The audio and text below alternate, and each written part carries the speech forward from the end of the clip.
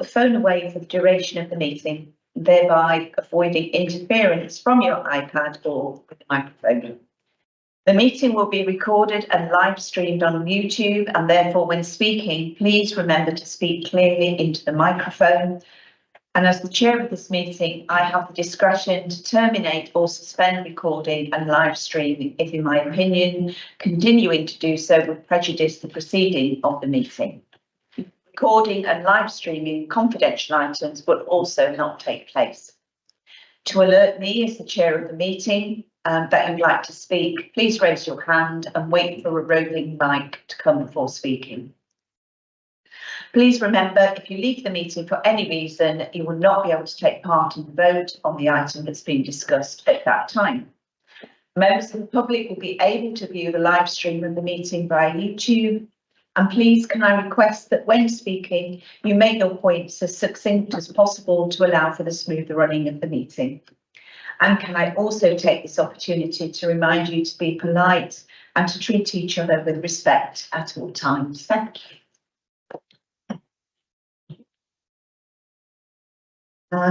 So I believe we haven't got any members of the public here apart from our organisation.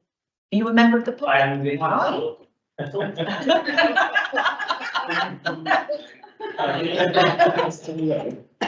you from Kingston. I am indeed. So in that case, is it 3 minutes? You have 3 minutes. Thank you very much. So if you'd like to use the microphone that's in front, I'm going to switch mine off. And if you press the button, it should that one turned. Well, I actually. Good ourselves. Yeah. Who's straight? So Press it back.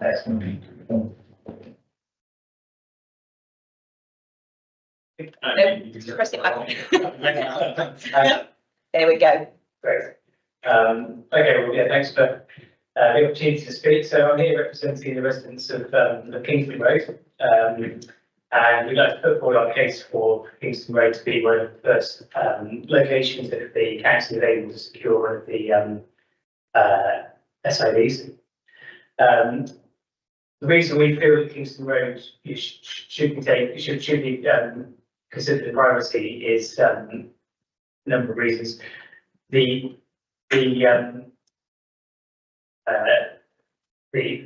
marking for the speed limit we feel is not sufficient. So there are no indication that the zone is a 30 zone. In fact, the markings on the road indicates drivers to slow down and become very worn over the years. And although there are street lights, it's obscured in many places by the overhanging trees. So we feel a lot of drivers don't realise they're entering a 30 zone as they come in and out of town. The background to this actually dates back for over 10 years when the community ran a community speed watch for a number of years and recorded many thousands of motorists exceeding the speed limit. The data was sent to the police back then, and unfortunately we had very little correspondence in return, and it culminated in some altercation with some drivers. A lot of the residents are older or elderly, and they decided that they didn't want to have to deal with that level of abuse and confrontation, so they stopped running the speed watch in around 2016, I believe. Since then, the problem seems to have got worse, and a lot of those residents now are fearful to exit their properties. A lot of them have driveways on the first bend as drivers come into Taunton from Kingston Mary, and it's almost a daily occurrence that they have aggressive driving behaviour or confronting aggressive driving behaviour as they edge to very carefully out of their driveways. Also, we feel the council hasn't maintained the pavement along the road. It's quite narrow in places, and of course there's only a pavement on one side of the road, and this causes residents to be fearful of actually using the pavement, including my own children, who are actually quite scared to exit the property because of the speed at which vehicles pass our access.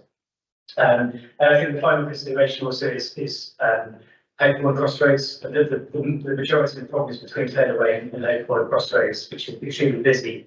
Junction, which is also used by school children on their way to Sunset Academy, and we feel that actually the speed of traffic is, it's a real potential hazard in that particular area. I also, just my final point, I'd like to say that I know the rules are that if it was successful to get one of the SODs, the policies to be in place for 2 weeks, then rotated to other locations, which really understands other locations in need of the devices. But I would say that it seems slightly suboptimal to have it there for 2 weeks. So it would be really able to change driving behaviour and people that cases considerable permanent solution. That's something I'd say. So thank you very much. Thank you. So make sure I've made some notes. I think Craig probably made some notes as well for the forthcoming for the agenda item. So thank you very much. Thank you. Thanks very much. You are free to stay. Yeah. So do you? You're free to stay. Seen the agenda. When is this idea coming up? It says with the agenda in front of it. It's item 7. It's item 7. I don't know how long it would be. Stay. I mean, you won't be able to join in. It's a new experience, so why not? I must say. Thank you very much. Thank you. That's the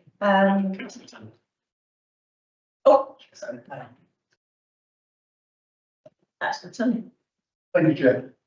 Can I not bring this item forward? I second that. I think Yeah. Happy. So we can We've got 2 minutes. just bear with us. I consult with Marcus. Yeah. No, it's good for good. Gosh, no, it's a 6. That's good. Very good. It's never as different. Push it up if they're happy. I guess it's quite a big item. It is quite a big item.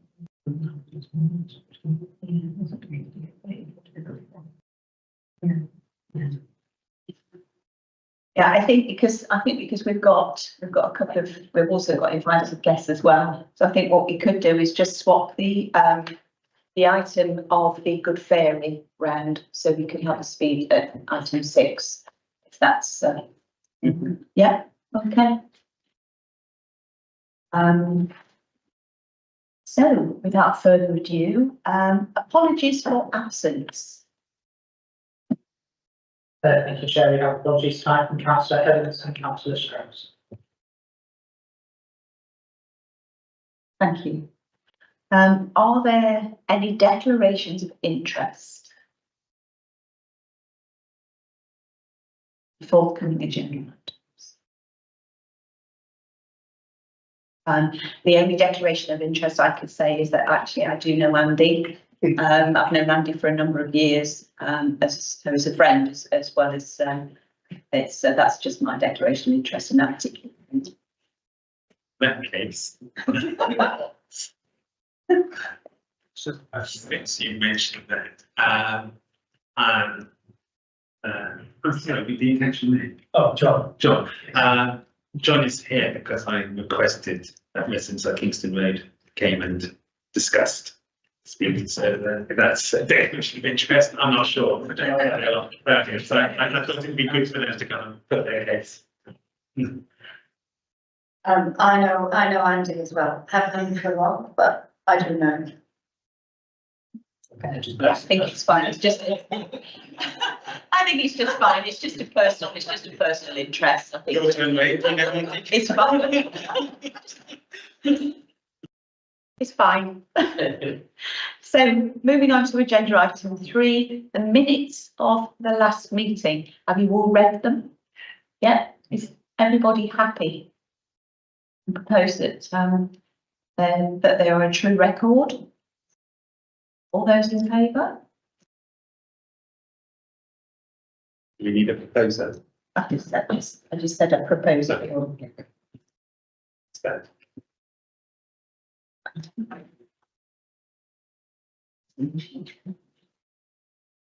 just saying.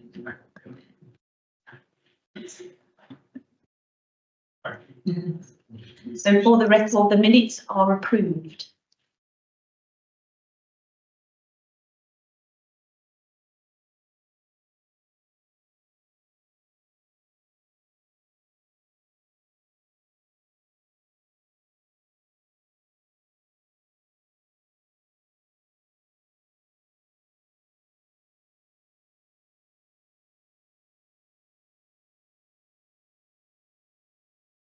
And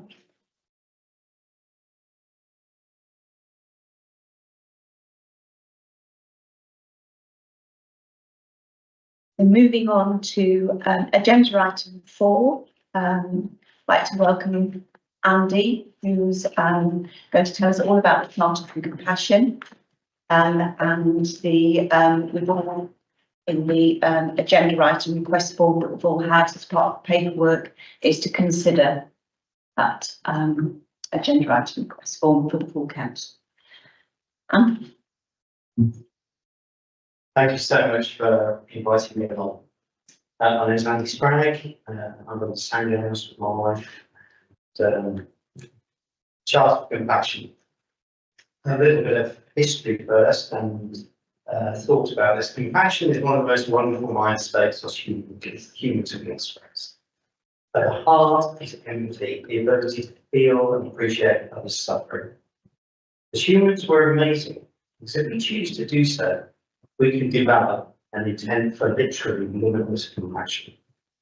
A lofty ideal can choose to aim for this fruition. Of course, life is complex. Sometimes to avoid hurting one person, then hurting another.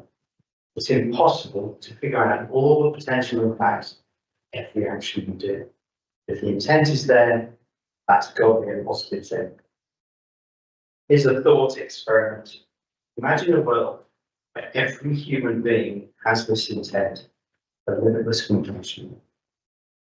The majority of the world's problems will be solved in an instant. We still have challenges, but we would very much be facing them together, helping each other through them. Karen Armstrong, author, scholar, and journalist, is one of the world's foremost commentators on religious history and culture.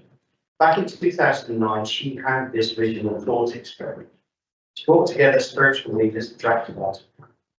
It involved what they called the Charter for Compassion, literally a charter for being signed. In 2009, the charter was signed by the United Nations in New York. It's now spread worldwide. 30 different languages signed by 2 million people.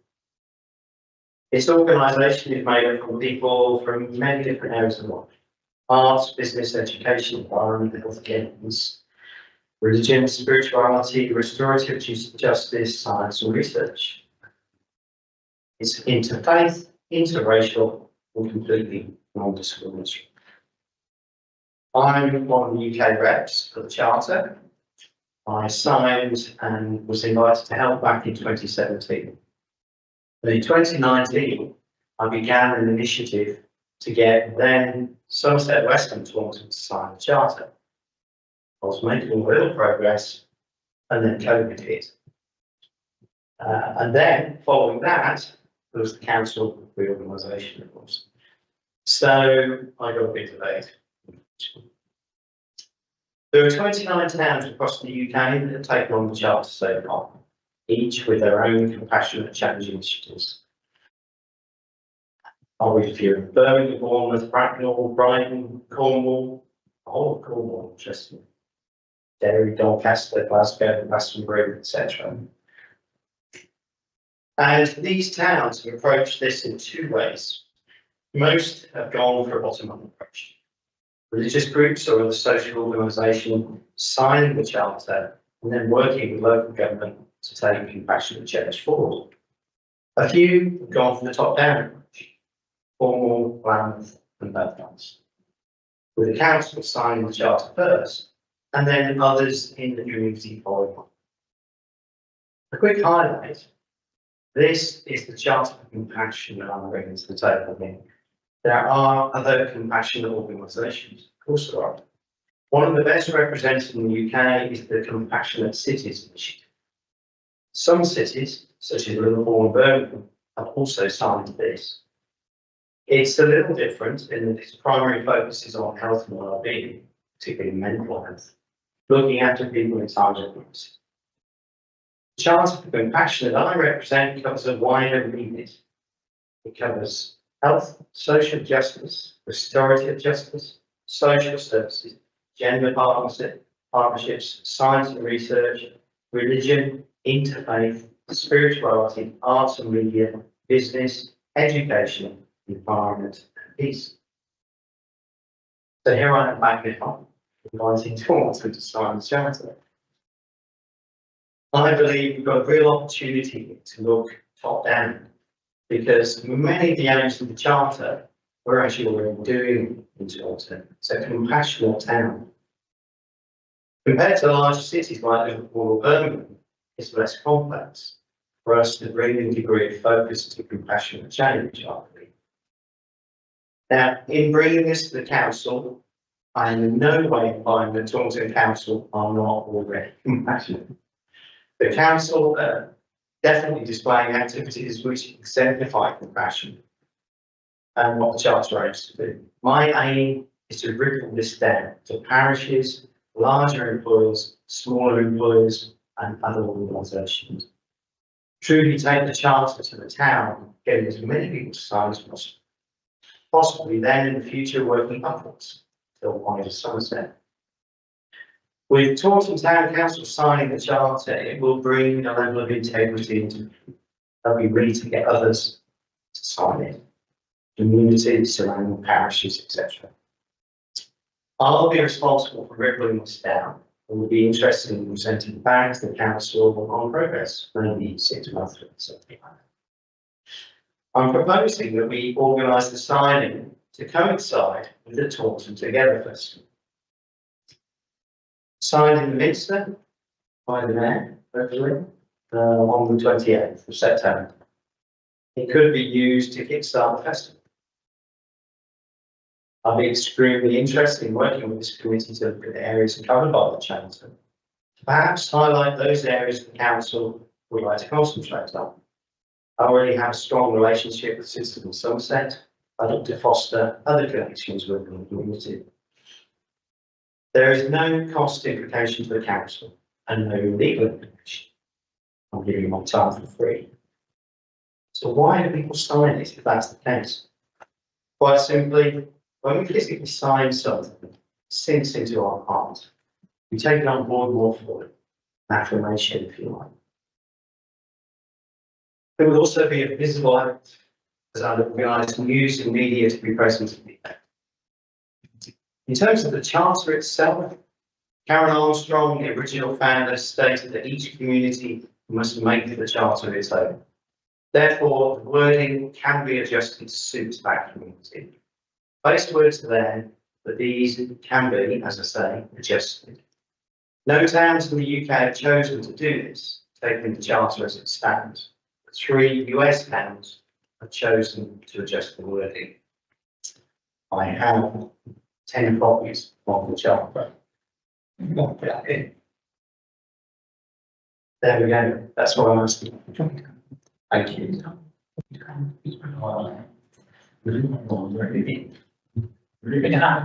Yes. Thank you so much, Andy. Thank you. Any questions? Back to Garside. Yeah, can I ask, Andy, exactly what Taunton Town Council are committing themselves to? Exactly. I know you said that you'll be responsible for arranging the event in Taunton Minster, and also of cascading it down to the community. But are there any implications, any greater implications for Taunton Town Council? Thank you. I don't believe there's any more required from the council than you're already doing, actually. The Charter requires that as a compassionate community, we go through a number of steps. We identify areas for compassionate change. We put plans together. We monitor those plans, and then we go around again. But actually, Taunton Town Council is already doing it. So I think my ask would only be that you allow me to come and present maybe once every 6 months to show the progress that's being made in the town.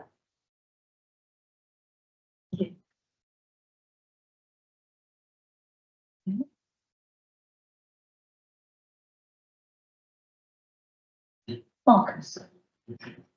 Thank you, Chair. It was just a question about in terms of things that the council, if the council decides they don't want to support this, are there any resources in terms of, I was thinking in terms of embedding into our staff behaviours and things, saying we're compassionate, training resources and things like that? Would that be something you would be prepared to do potentially, if this is something the council wanted to support?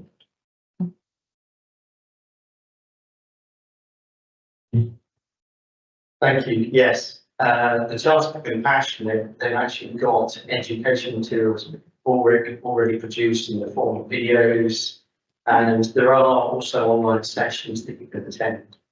There's a lot of information out there that can help.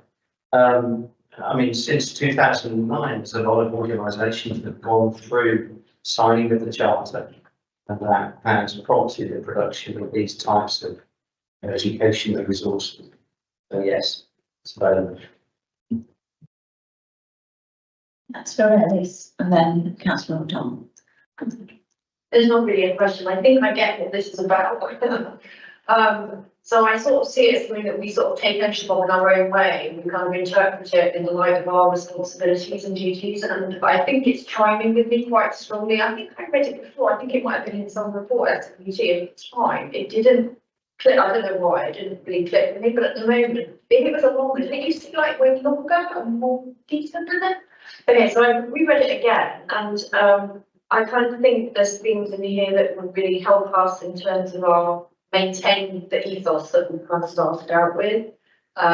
So, and I think that, you know, it will kind of help as a sort of, I don't know, guiding light as it were. So I'm feeling very warm towards this proposal. It's the idea, it's more of a question for us. So this would be to go to full council.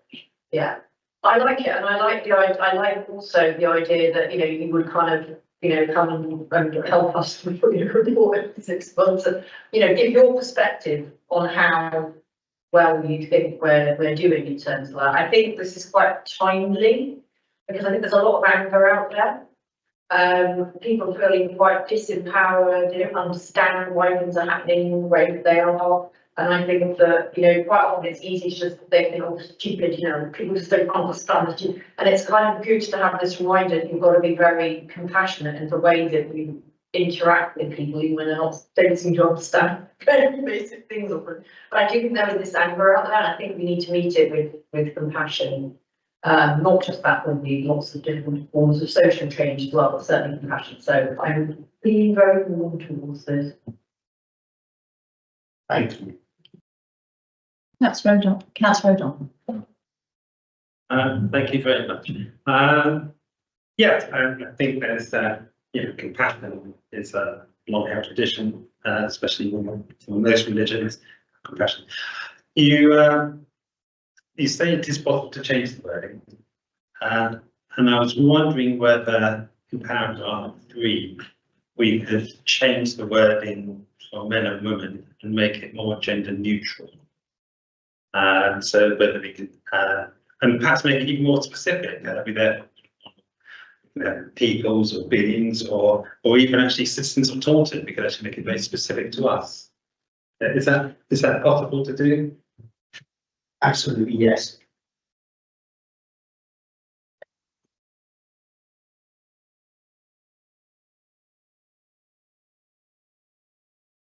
Councillor Garson.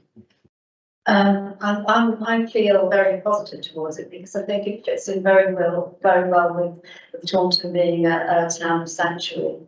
And I think Taunton is by nature a compassionate town. I found Tauntonians to be naturally compassionate, and I think many people will welcome this and will actually think it's a great thing, you know. And I do think there is a need for compassion now for many, as we say, many people suffering right now and are cross for various reasons, and I do think it's a good reminder that we all need to be kind to each other, and it's important.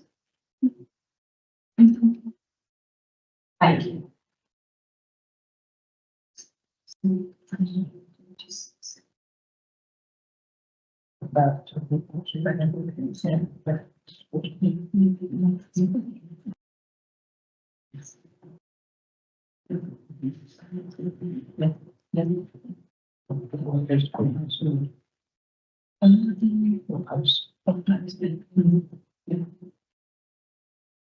That's very done.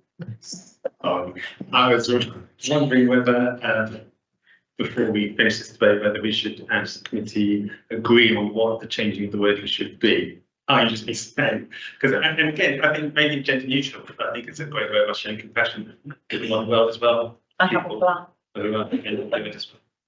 I think that's part of that. That's certainly an area of compassion that is highlighted. That's what telling. Thank you, Chair. I've read it through. I've seen it before myself. I'm a Christian. I've always have been. Yes, this is needed. It's at the bottom step of the ladder, unfortunately. As I look towards the rest of the world, you know, what's happening in the Middle East, what's happening in different countries. This is needed because it's only affecting people in Palestine, because it is in other countries. It's affecting people in this country. There's a number, people I know about Jewish faith, I've known other people in that place, and each of them feels wrongly against the other. For the reason I don't understand. You know, they're not seem to have decided to pick on Christians yet. I dare say someone will have that same thing. So, the only thing I don't agree, the charter we change too much. It should remain one charter on this is a worldwide basis charter, isn't it? Am I correct? In terms of the wording of the charter, there are actually two versions. One is this one, and one is one aimed at children. So already a second standard charter has been established, and this was done following the 2009 signing. So the precedent is there for having changes to the charter. Plus, in the US, 3 cities have actually changed. I don't know the wording of the change, but I know that they changed it, and it was acceptable to charter compassion. In terms of your point about sort of interfaith schools, if you like, across the world, absolutely. One of the key people behind the charter is the Dalai Lama, Buddhist. I'm a Buddhist. We have that view that actually the only way we can change the world is by affecting our little corner of it and sending those ripples of compassion in. And that's the aim of the charter, to get enough of those ripples across the world that actually then the world changes. Thank you. Thank you, Andy. Excuse me. So I think on the whole, I think we've got a lot of support here. And I propose that it goes to full council along with the agenda.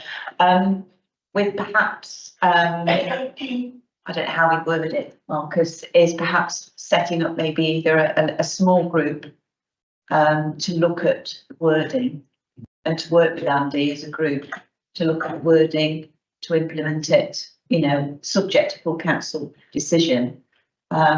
As maybe afterwards a group of people coming together, you know, some few councillors coming together and just working with Andy to look at the wording, to see if there's any sort of adjustments and how, you know, and the town council also with Marcus and Donna and Craig, with everybody to look at it as a whole. So yeah, do we want to think of it? Yeah, so I propose that this goes to full council. All those in favour?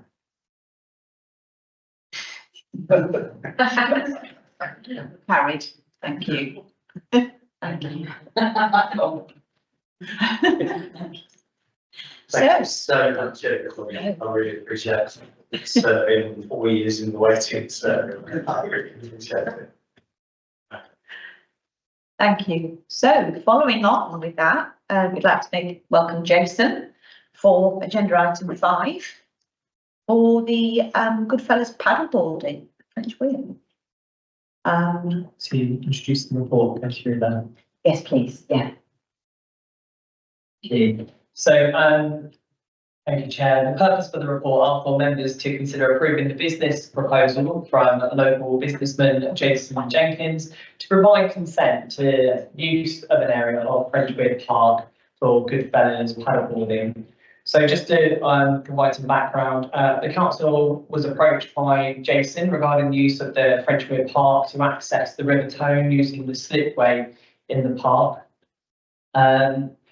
The local firm aims to offer paddleboarding sessions to members of the public, promoting outdoor recreation and water-based activities. They have requested permission to place a container approximately 20 foot by 8 foot by the slipway of Frenchweir Park. This container will serve as a storage for life jackets, boards and other necessary items relating to the paddleboarding operations. The need for planning permission regarding the container is likely, and the business owner is investigating that at the moment. It's important to note that there's no commercial activity will occur at the Frenchwood Park itself. Primary business operations will continue from their shop based on Riverside.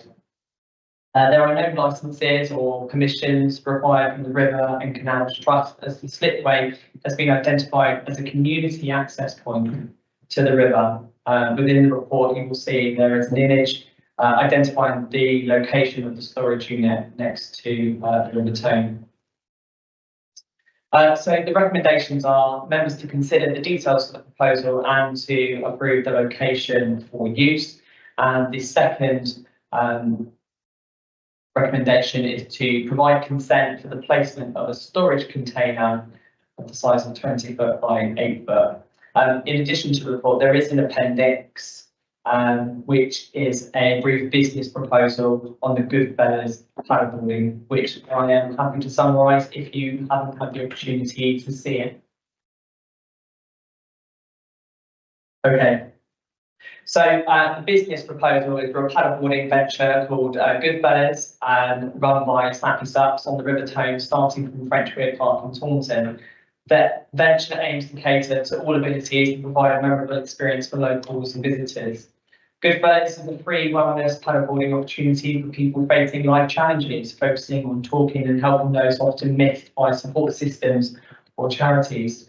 The venture plans to use a 20 foot by 8 foot storage container near the slipway to facilitate people with mobility difficulties and disabilities, and they plan to use giant sups for the care sector and people with mobility difficulties, and hoist yoga docks for sup yoga. So key features of the venture include obviously inclusivity and seasonal operation, flexible timings, website bookings, and collaboration with local businesses.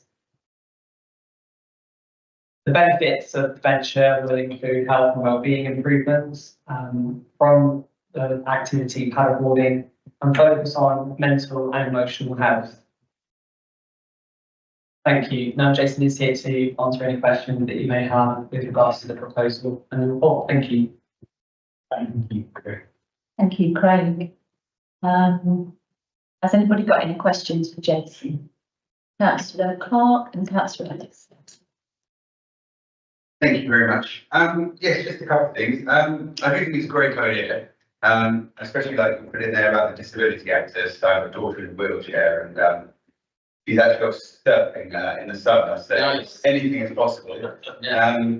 So yeah, things like that are brilliant. I was just wondering then how it's actually going to look. If you imagine a big shipping container, it's not the best looking thing, and whether you can disguise it or or Yes. something like that. Sure. And sorry, just one other bit as well. Obviously it's the slipways community one. Yes. So obviously if there's other members of the public at the same time wanting to use this, Yeah. would they obviously be able to, you would Yeah. instruct them in any We're not way? looking for exclusivity of it, just looking to use it as the access to the river, mainly for the giant boards, really. So if we were talking like normal, without physical impairment, people, you could get 8 people on these boards, but my mission is, we've got friends that say have MS, for example, they're younger than me, they're in a degenerative state, but they're still. Jason, could you pop your microphone? Sorry, yes. Are we on? Yes. No.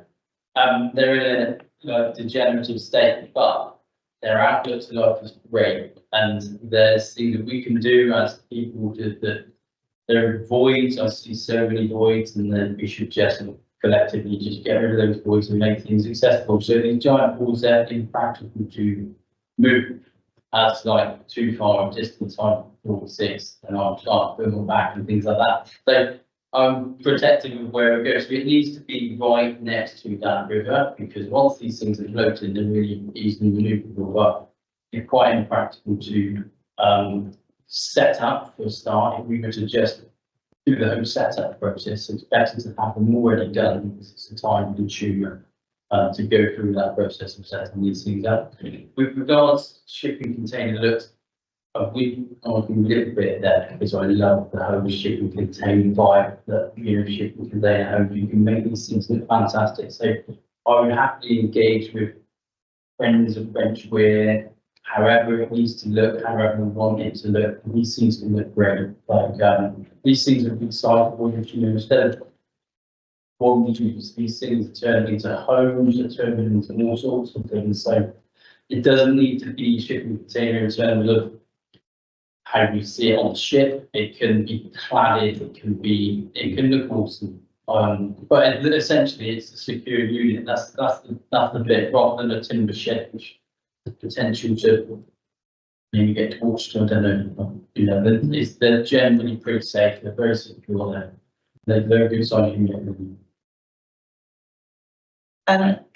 Cheers. Thanks, Jason. You're switch your mic off. Oh. That's Rose. Thank you. I love the idea of the project, Jason. I think it's awesome. I'd love to see it sort of do some test, sort of suck it and see taster sessions in the park. I think that would be really good. And I remember when you spoke, we were talking about just having that sort of thing with like a gazebo, which you can just pop up and take down again. And I hear your point about ideally on storage, but I think it's a fantastic project. I do have an issue with putting a building, even if it's, well, if you need planning permission, it would be classed as 100% permanent.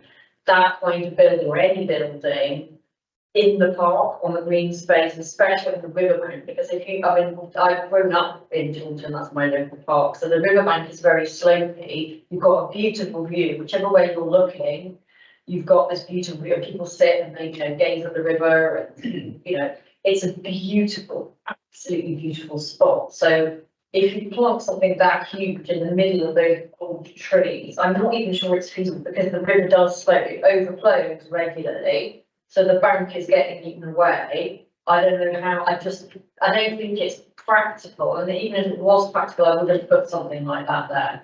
So I think the challenge I've got is to find a way, what is the way that kind of maintains the sort of, the green space, but gives you that facility where during the season when you're wanting to do this, is there something else, some other storage solution, or is there another place that something like this could be put that would satisfy that, so you're not having to, you know, cart it to and fro.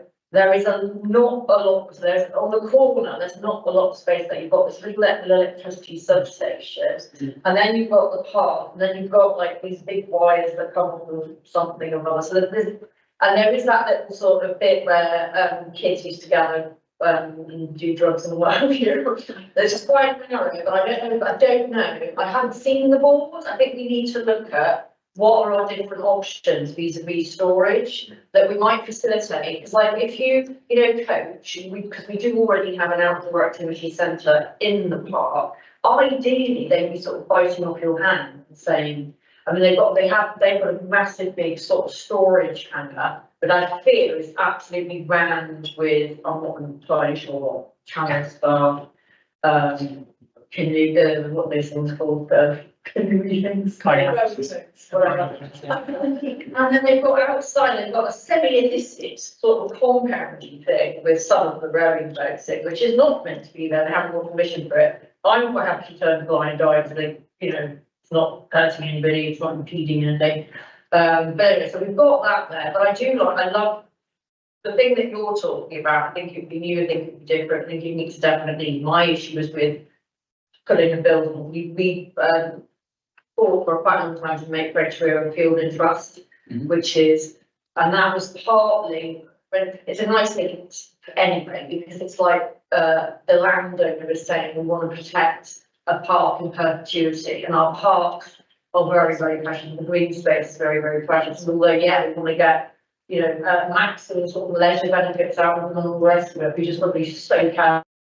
The French Career has already got a rather large building on it on one side of the river, and there was an issue where Channel were trying to kind of extend, and they put a gate across, which they didn't have any right to do, it's public land, and they wanted to extend along the river and kind of privatise part of the riverway.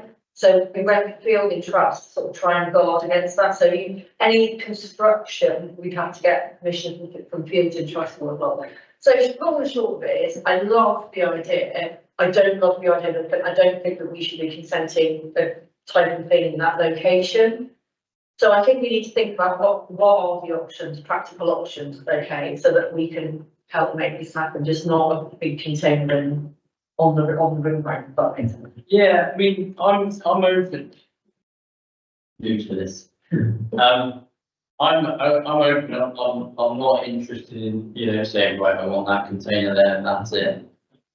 I don't mind where the container is. It could be hidden. It could trees growing out of it. It doesn't matter. The location of it is really crucial to be able to get those things into. Essentially, it's what it does for people. So. And we're not talking about skyscraper, we're talking about practical storage container that can be hidden, it can be wherever it needs to be that works with everybody. So I would say it's quite a necessity and quite a pressing one because it's seasonal. Like this we're a seasonal and we're just entering into our season, if you like. So it's quite an urgent thing from our point of view to get this going. Like we've had a GP has reached out to us and he's found us some money to give away, some free places. So things are there to give people in need this activity. It's all there, it's waiting. We just need a place to keep our stuff. We can just rock up, unlock, let's go. So it needs to just work, it needs to be efficient, it needs to be in that right place. But I'm very open to just cracking on, just have a meeting, let's be like, well, we could go there, could go, you can't go over the coach because it's just too, these things are impractical to move. So it's the distance of the coaches. I like the idea, like if we could pick the coach up and move it over, it would be great. But we're talking about the bottom end of the river, there's too much risk to float the thing in the river on top and then push the thing down the river. The weird, it's just too many complications on safety level. So we've got to think about how this works safely, practically, and how it works with everyone. But I'm not looking to put something there. And I mean, I don't do the technicalities, you guys do. But planning, all this stuff, to me, it's a shipping container, storage, lift in, put it in there, let's go. You've got your own ways of doing this stuff. This is you're looking at it in the building. I'm not necessarily looking at that, so we could just take the thing out as easily as it comes in. We're not looking at overcomplicating this. This is just what it is. Put it in there, wherever it needs to go, near the river, near that slipway, store the items there. So that's kind of where I would be steering it towards. The problem that would occur is the time and discussions that it takes because we're arguing about we're going for that. One person we sat next to someone that does like it, and it's one of those, you know, so it's just like the time that will take. There's some money being thrown at giving these people in need. Let's focus on that. That's the important bit. But I do get what you're saying. So just try and present it as practically as possible. I don't mind if the thing was very get there, don't like it. There. Even mind how it goes. It's not. Thanks. Thank you, Jason. All right. Thank you. That's it. Oh, So I'm conscious I've got Councillor Tully and Councillor O'Donnell. Marcus, have you just found the word of Fields and Trust for the French Weir? For the French Weir, which is probably quite an idea just to read it out just before, because I think I suspect we probably have to get planning permission as well. Yes, yeah. So there's lots of I've got that really. So Yeah. so Marcus, thank you. Yeah, I thought I just, I found the Fields and Trust dedication deed between what was Somerset West and Taunton, but we've obviously inherited that now we're the landowner, so that the agreement still applies to us. So it does say we need to inform the Fields and Trust of any proposals, intentions or decisions to grant for the erection of any building structures on the property. But I don't think this would, so the clause where it says 3.1, not to use the property to be used for any other purpose than as a public playing field, recreation ground, park, play space and open space. I'm not sure what you're proposing falls outside of those purposes, but in terms of the erection of any buildings, it says not to grant if that would result in the total footprint of such building being exceeding 20% of French Weir, which I don't think this would exceed 20% of the footprint, would it? But it still says that we should let Fields and Trust know of any proposals to erect anything. No. Thank you. Thank you, Marcus. I think that is a valid point. So I think, when you talk in timescales and so on, that might delay it a little bit, because obviously, to refer it back to Fields and Trust. Councillor Tully. I personally agree with this. The river is an artery through Taunton and it should be used. Yes. It's not. It's just goes on. I live unfortunately just outside of Taunton, and the Maidenbrook Park, they've got a 20 foot by, so it must be the same size, 25 foot container. I don't think we had to get planning permission for it because it could be moved at any time. And what they have managed to do is put trees around it so that it's hidden. Yeah. Which gets away with the problem of having a container there. But I can understand the container, it's a word, you can lock it and it's safe. It makes a lot of sense. Whereas a wooden building can get a lot more problems. But I think it's, if we're going to make use of the river, then we have to expect this kind of thing. Apparently, going back 40 odd years ago, they used to have craft racing on the river.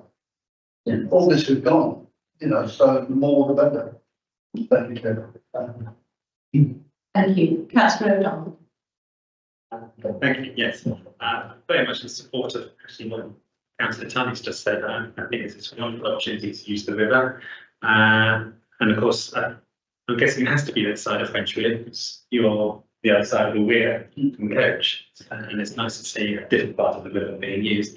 I think it's important that actually shipping containers aren't the prettiest things in the world. So I think if there's some way that it can be made to be in keeping with the environment, as you say, you can put cladding around it. Yeah.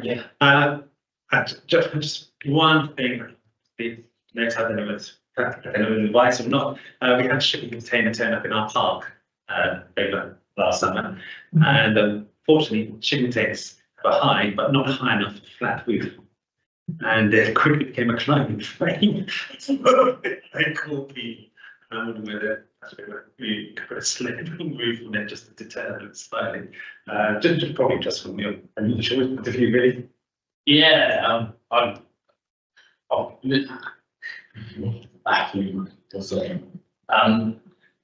good point. I would expect some teams sit on the roof and things like that. I guess that is what there was anything on there. I think these things. So, but then I don't know actually. I mean, it's one of those, isn't it? It's, we could think about putting some kind of deterrent or something in there, but I don't know. We've got a good message with us as well. We seem to be one of those kind of unique ventures that kind of get support from everyone, every culture, every background.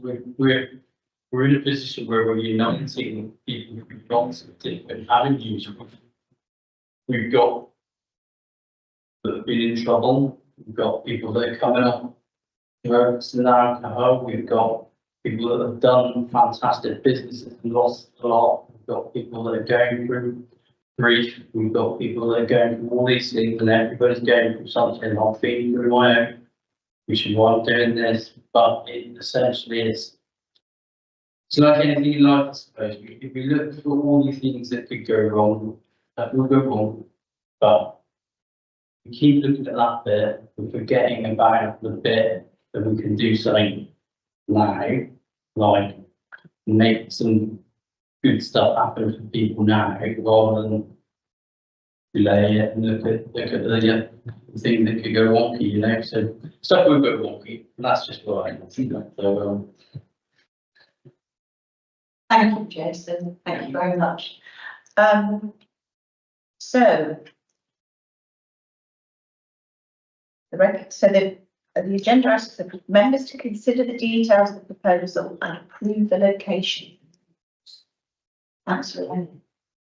I think it would be really dangerous to approve a specific thing, a specific location tonight. If you're saying yes to on the riverbank, a 20-foot by 8-foot building, I don't think that is a good idea. If it is planning, if it is planning permission, the one thing about planning is that you have everything set out, the drawings, everything. People can comment on it. You know, people can get involved in when coach went up, there was a whole consultation. There's a process around it, and it's very open as a process, and all of the various issues can then be taken into account. So I'm worried that if it turns out it doesn't need planning permission, and we just said put whatever in here, that's actually quite dangerous, and people won't know about this. The Friends group is meeting on Monday night, I think. That's their next meeting, so they haven't had a chance to discuss it yet. But I think there's a wider issue about residents. If you suddenly put that, if it was just, or the town council said, yes, you can put a shipping container in Frenchwear, people will go slightly mental. I take the point about it's a great service, but presumably these giant boards have to be transported by, I don't know how you transport them normally. they're in. I mean, there must be somewhere now, stored now, or you don't have to come and call them or something. I don't know. I would just say, be very, very about consenting anything, but we don't know what we're actually consenting. And it's a park. If I said, you know, I'll come and plonk a 20-foot by 8-foot thing on, you know, your local park, even, you know, so I'm going to do great things, right? It's a building, right? It's a building. I think there's two parts to this. There's two parts to this particular item. So the first part is members to consider the details of the proposal and approve the location of use. The second part of it is to provide in principle a consent for the placement of the storage containers subject to a requisite planning permission. So there's a sort of second part to it. But I think also as part of that as well, I think is about gained permissions from Fields and Trust. Informing them at least. And yeah, or informing Fields and Trust. So I think there's two parts to it. And to consider, I think, you know, I think we're all concerned about, you know, the size of the storage container. I think that is one of the main things. So I think the first part is to consider the details of the proposal and approve the location for use. So I think I don't think we've got any problems about paddleboarding. I don't think that's, you know, actually from what I'm hearing, I think we all think it's a fantastic idea, giant paddleboards. I think the sticking point is the second bit. Does that make sense? Can I think it needs to be clear because the first, it wasn't clear, the recommendation. I think so we'd absolutely keen for paddle, you guys to do paddleboarding using the public slipway in Frenchco Park. Massive thumbs up, but that's a different issue to having a storage building which is used as a storage facility. I think, so I'm happy with the former, absolutely, because, you know, it's this, isn't it? It's a no-brainer, absolute no-brainer. But not the building bit, because for a lot of reasons I cited at the beginning.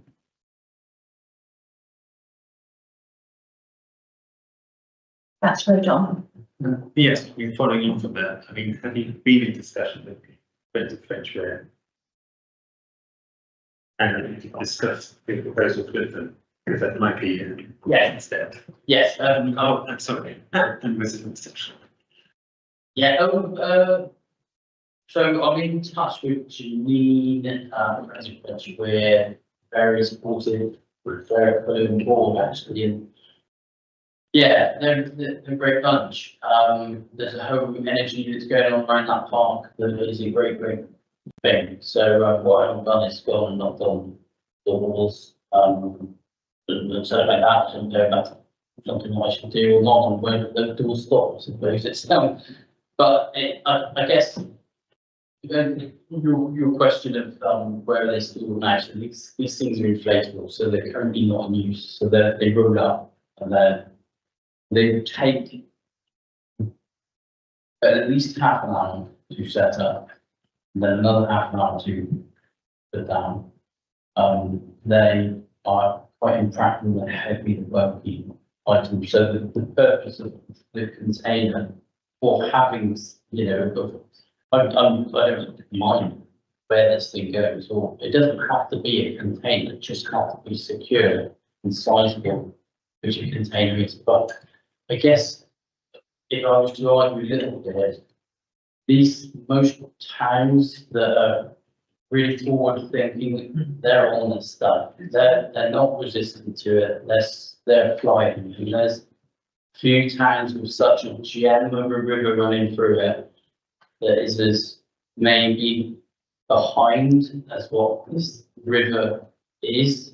Like this river, to me, in my mind, is 15 years behind where it should be. So we shouldn't be resisting. We should be like, I end this forward. Not just me, but anyone that's got interest in setting things up, riverside, barge boats. We're in discussion with people that are willing to put barge boats through the town or the Market French Weir. But it's difficult if we're always looking at like we're saying, like I get what you're saying about don't want to block the bank or don't mind it's not on the bank, but don't mind where it is, but it has to be practical. But it has to also be we need to get on with it. We need to get on with what we're here to do, because what will happen is the season will pass. And like on a serious note, I mean, I've been through several mental health breakdowns, very emotionally in tune. You look at stats of suicide rates, they're on the rise, they continue to be on the rise. There's things that people are willing to do to help that. You have to look at the people and the service, what that does, rather than, you know, too much resistance. Thank you, Jason. Thank you. And I think, you know, there's no doubt at all that we're all, you know, we're all behind the scheme. It's a fantastic scheme. I think it's just as with everything, it's that practicality. Yeah. Marcus, do you just want to advise? Yeah, it's just, have you had any discussions with the planning authority, pre-act conversation about whether it needs to or would be classed as a temporary structure? I've not heard back from them, unfortunately. I was hoping to heard back from them prior to this, but I haven't heard back. So I'm imagining pretty imminently I'll get some. So I don't know if it does the plan, because essentially it can not we could remove it every day. But essentially, I'm not looking at this as a building. I think the wording of the building is kind of painting a picture that isn't what it is. So this is a container, this is storage unit. I get the technicalities I'm not looking at a continuing containers building unless it was, we're looking at foundations and we're not looking at. Thank you, John. That's it, I suppose. So I've got Craig and then Councillor Gosson. Thank you, Chair. I'll be really quick. I did some searching on the planning portal based on our conversations. I have a good understanding of what you're wanting to do, and I think it does come under a B1 type planning application, so I think it would be subject to planning. Okay. Councillor Gosson. Should we just be looking at where it possibly could go in that location? I mean, not if it's unsightly on the riverbank, right on the riverbank, shouldn't we actually be, just having a quick look to see where it could be placed? What are the possibilities? Could it be placed next to? You say Coach is too far. Yes. I mean, maybe 2 or 3 people could go down with Jason and have a look where it could be, where it actually could be placed. So it doesn't, it's not unsightly, it's not disturbing, the view or the beauty of the river. Thank you. Councillor Clark. Thank you. Just a quick one. The actual, when you put the container in, do you know if it needs any sort of foundations or any extra supporting, or can you just dump on the ground? So I presume it's going to have to be like leveled out to this, but if it needs huge vast area of concrete, obviously that may make a difference. It would need. I have no idea. We just need solid platform. It won't require a shovel. It's not going to require anything too in depth in terms of concrete. It's not. It can be removed. The point in like a lot of places use these things as temporary is just put them in and then can be on. So it's not a it's not building for it. Really. It's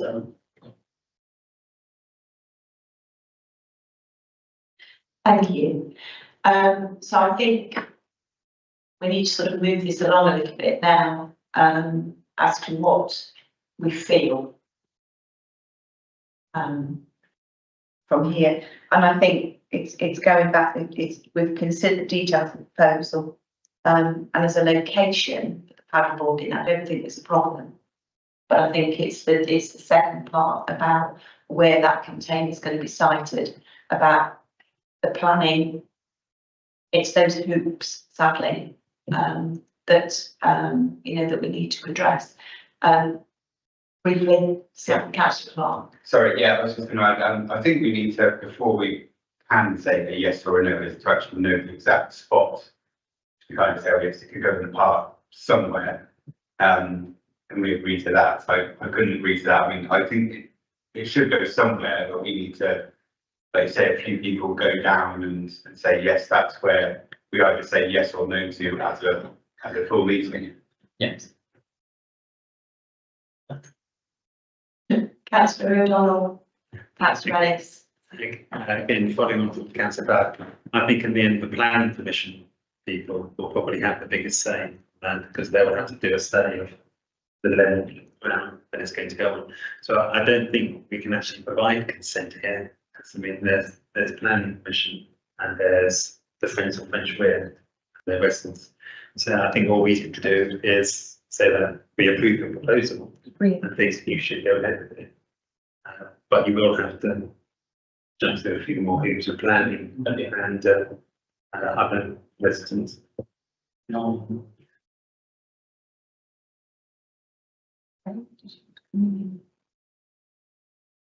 Thank you, Chair. I was just going to confirm the location is the slipway. The slipway that provides access to the river is the site that James is using. I just thought like exactly where, because it could be like 10 metres either side, I suppose, and The slip, no problem using the slipway, use the slipway, bring the kit, pop it up, do a taster. I know it's a pain with the having to lug stuff and then wait half an hour to blow it up, but I've seen people bring joint paddle boards and with their family and you see them blowing it up and then getting it out. I think it would still be worthwhile to do. but the location that there, you can't film right on the river, it would probably just slide into the, we would have to do massive earthworks to put anything there. So I think Nick's right, it has to go, it would have to go, if it's any kind of actual storage type building, it would have to get planning, but that's why we mustn't consent to anything, because if it doesn't, then we've just like given, it's too dangerous.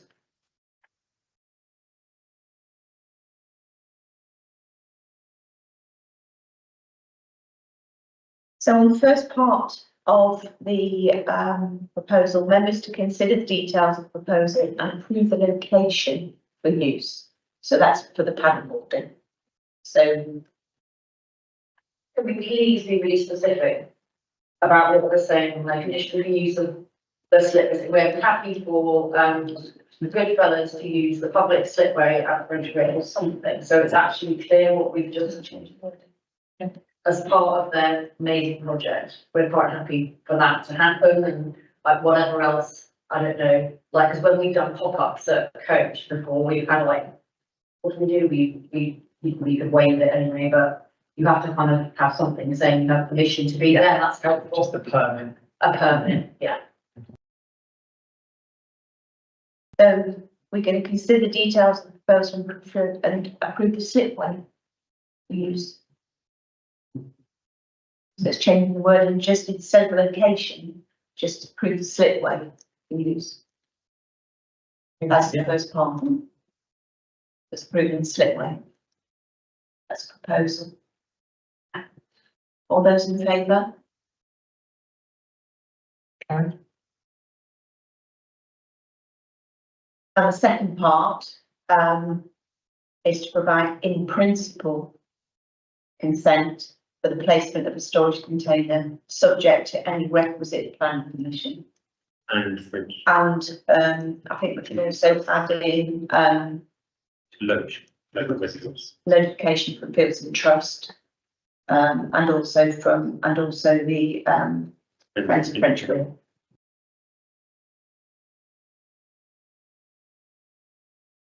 Anything else, Councillor? No, I just think that's a bit risky, because if it turns out it doesn't need planning permission, you just given carte blanche for any type of anything, anywhere, subject to, you just relying on, but it, if you really don't do that, I think. Well, it's the in principle bit. So we're not actually, it's in principle, it's that. Would anybody like to suggest any other wording?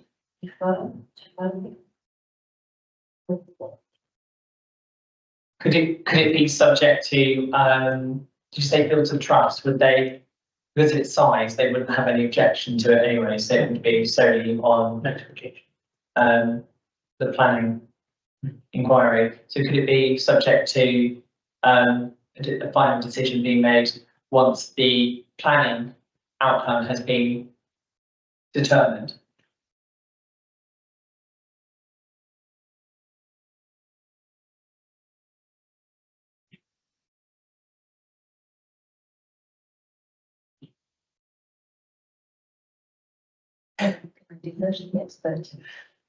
I think it is difficult, isn't it? Because there are so many things that affect this. So it's, you know, it's the pre-app, it's whether planning permission, Fields and Trust, Friends of French Weir. There are there's lots of parties, there's lots of different things attached to this. Marcus. Yeah, Chair, I guess the concerns raised about once you pass this motion, there would still be a permit and agreement for use of the space, and that could be revoked by the relevant, if there was for some reason a concern or something happened that we had major concerns, that can still be revoked by our officer team in terms of there were concerns for any reason about the placement or for whatever reason. It wouldn't be necessarily a carte blanche. There would still need to be a permit and agreement and various documentation agreed between ourselves and the provider. Thank you, Councillor Tully. Yeah. The gentleman could still apply for planning. He can plan anywhere. He can put a something in the back of Nick's garden if you wanted to. You can still fight the planning, then it would have to come back to us to agree it, or we will see the plans and say, no, but no way. Yeah. That's probably the only way you're going to get around it, there's not a way. Doesn't it have to be in that order? Yeah. If it's a building, if you said, I've got some dinky little thing, which is some sort of, I don't know, break or temporary thing, but I just need to reel on and leave it here and it's secure. I just need to leave it overnight. That's different. That's a totally different ballgame, okay? If it's just something that you cook, you know, and then it goes the next day or, you know, but this is the building, that's the thing. I think we have to get, if it's a building, planning, and then landowner consent.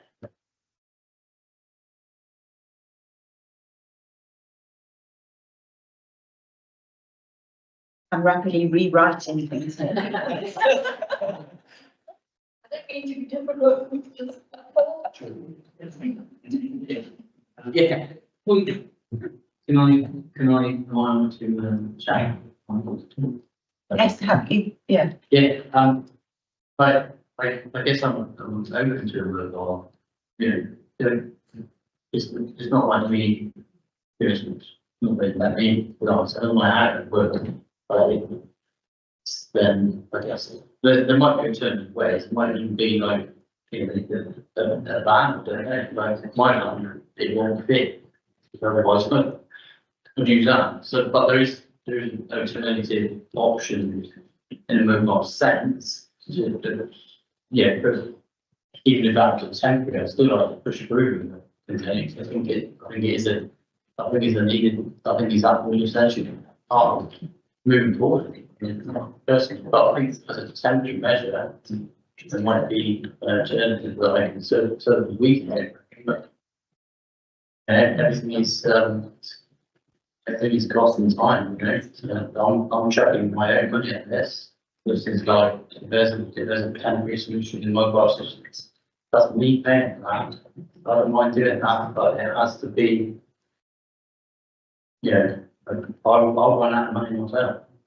And that might, so that's why time is pretty important for me.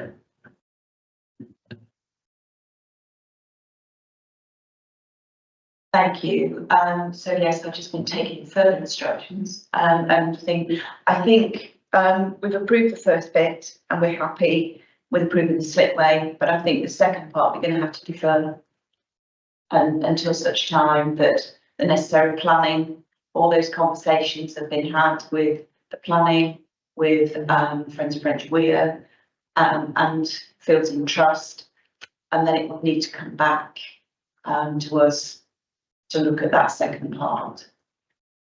Can I just say one more thing? Sorry, I don't know, I don't know, so the container would provide also essential shelter for so boards, for example, in extreme they expand when there's a risk of overinflation and things like that. So as an alternative, we've got the gazebo, which would actually need to be formed as part of a shelter. So would there be any arrangement in that word to using a gazebo there as well to provide, but maybe not on the slip rail, but somewhere that's now just talking. As in, no, it's we've got any duties. We we did safe swim Saturdays and we popped up a gazebo that was literally just up the shelter for the duration of the activity. We got permission for that. We explained, we did a risk assessment, we explained exactly what we were doing and got a permit and everything. There's nothing to stop. That's a separate process. So the pop-up stuff is a different process where you don't have all this other stuff. But when you're talking about building, you tend to remember the whole go. So pop-up is different. Thank you, Councillor Osen. Thank you, Jason. I think we're going to move on with the agenda. So for do we need to vote? No, that's okay. So we can move on. I'd just like to thank you for your time, Jason. Thank you. Thank you. Thank you very much. Thank you.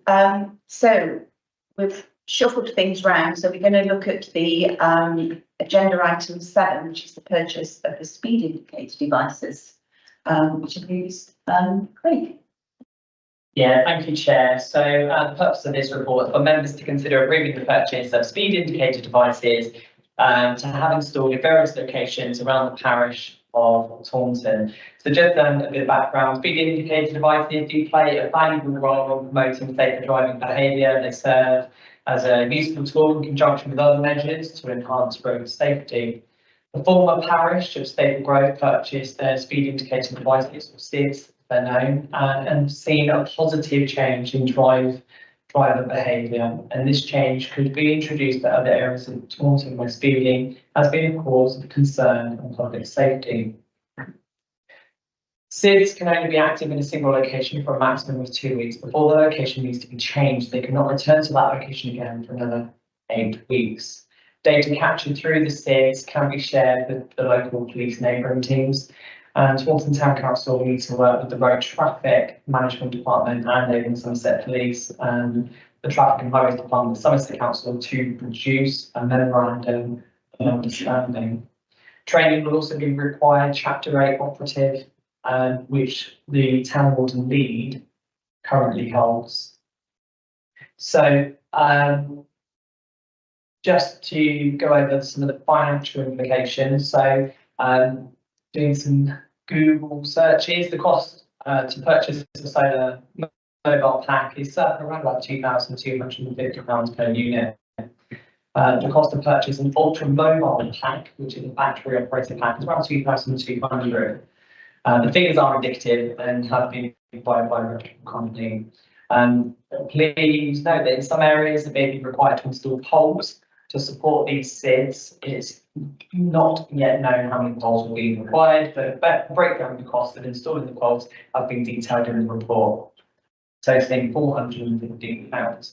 So the installation and removal costs of £82.50 would be for the town warden time and not a direct charge to the town council. So based on these figures, if you're looking to spend up to in the region of £10,000 on the purchase of speed indicator devices, and the budget for this will come from the Service Growth and Improvement Fund. So there are 2 recommendations. The first being members to consider approving the purchase of speed indicator devices that have installed at various locations across the parish of Taunton, and the second being an upgrade an existing speed indicator device solar to be used in Staple Grove. I have included an appendix as part of this report, which is basically a report that you get to download from using the speed indicator devices. All the data it captures, you can export that, and you can review the analytics, and you can then share that report with relevant stakeholders, for example, the police. Thank you. Great. And they're great, those data capture things, because we've got one in Bishop's Horton. And they're great for providing that extra little bit of information to go towards targets and things for the police. Councillor Rallis. I think this is in the category of no-brainer. This was in our manifesto. We want slower speeds across town, and whether we're going to have a job of work to do later on in terms of the actual speed limits, because they're wrong, because 30 is not a safe speed limit where you have cars mixing with vulnerable pedestrians. But in any case, I think this is a brilliant initiative. And it's good to know that there is that demand, maybe desperation in certain parts of Taunton. And if this can help, we need a culture change in this town about speed. There are too many people who still think that because they like to go fast, that somehow they're right, and they're forgetting about what they actually do to people's lives and the fear that children have coming out of their own home and walking along their own road. That is not okay. We need a culture change where people understand that you're tuning along at a low speed, like 20 miles an hour or below, you're saving yourself your money. You are making it easier, you're reducing noise in neighbourhoods. You are making it safer for children to walk to school or walk to their home. You're making it safer for people to feel that they're out on their bicycle. You are reducing air pollution. You are making everything better. So I think I'm absolutely behind this question. Why can they be Why do they only be in one place for 2 weeks? Why is that a rule? Is that a law or something?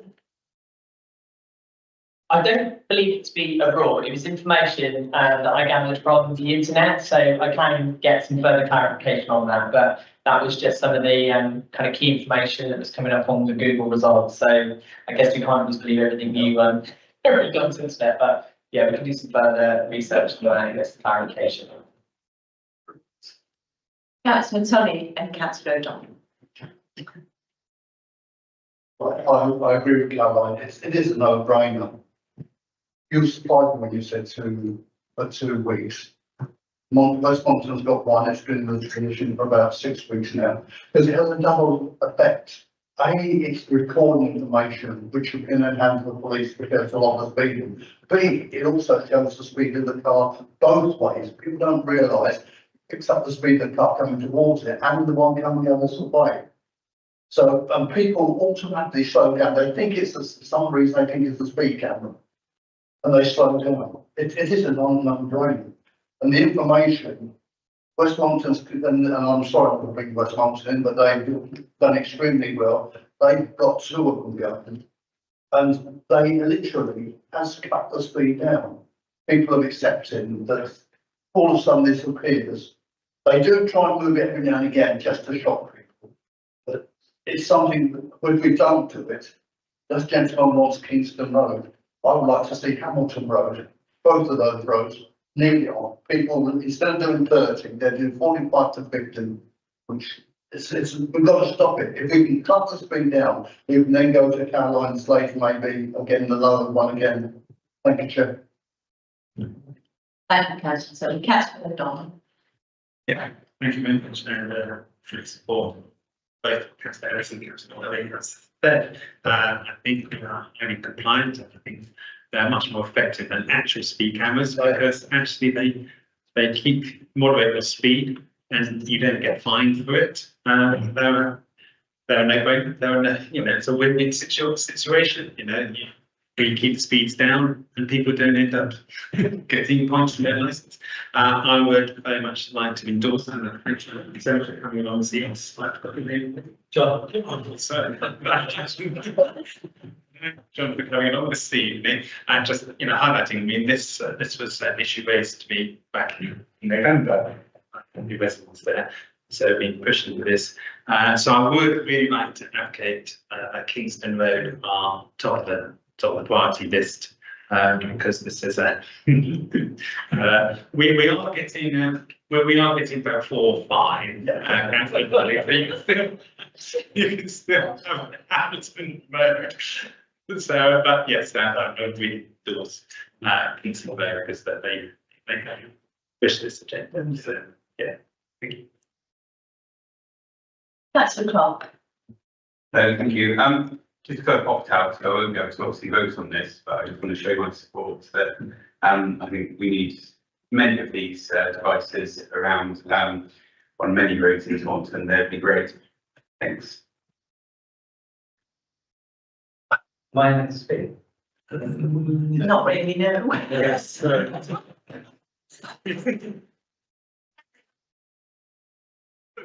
Suspense standing Oh, order. we have to vote. I think we have to vote on that. Yes. Yeah, we vote. That's all. Yeah, yes. Yes.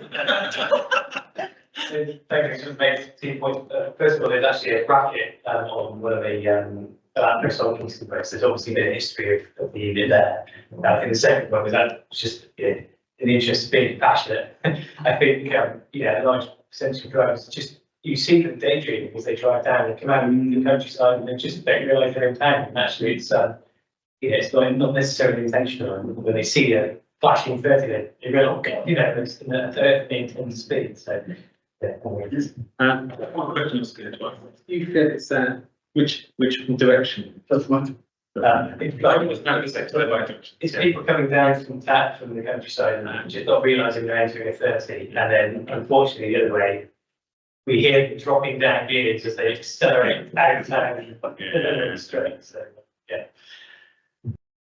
Right. Thank you, John. Back to I'm standing. going to reinstate standing. All in favour? Thank you. Thank you. So, Thank you very much, John, for that. Thank you.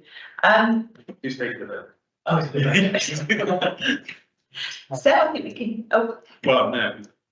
Thank you. I just wanted to clarify one point, the 2 weeks. So that was information that's taken from the Somerset Council website, not just Google, Somerset Council. So thank you. I was first. I got Councillor O'Donnell and Councillor Tony.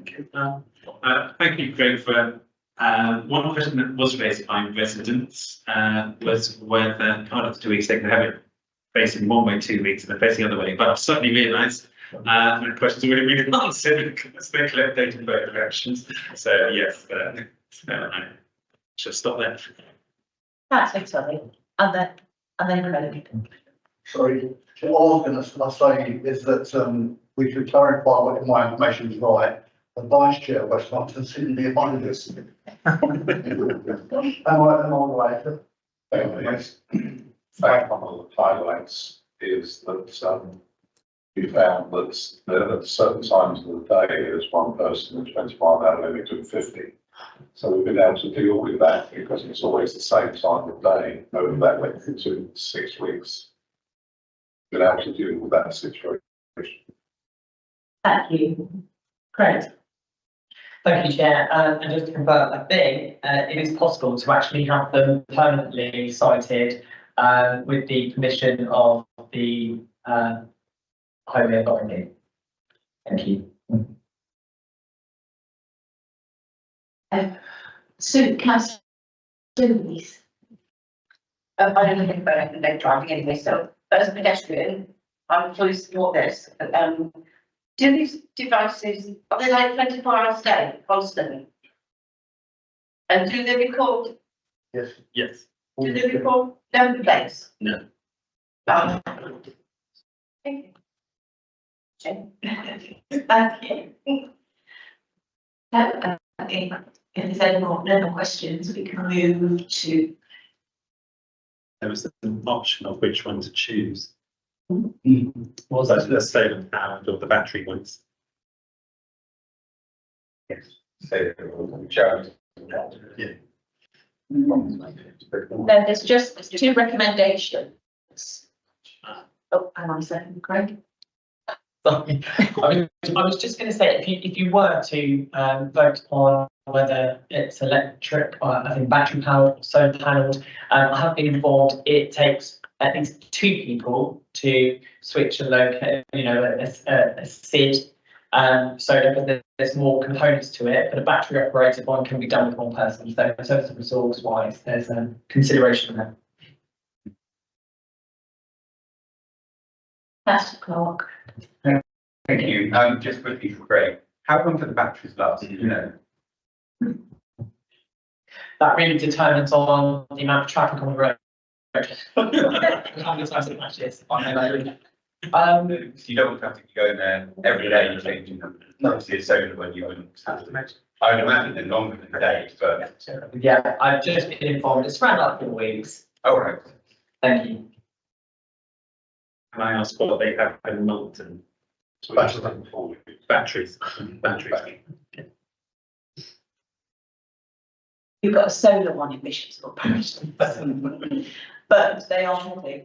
Yeah. They are heavy, and I have noticed that it's still the SID has moved, but solar thing's still on the lamppost. They're not moved, so because it's too heavy. It's a 2-man job to get the solar on. So, Councillor.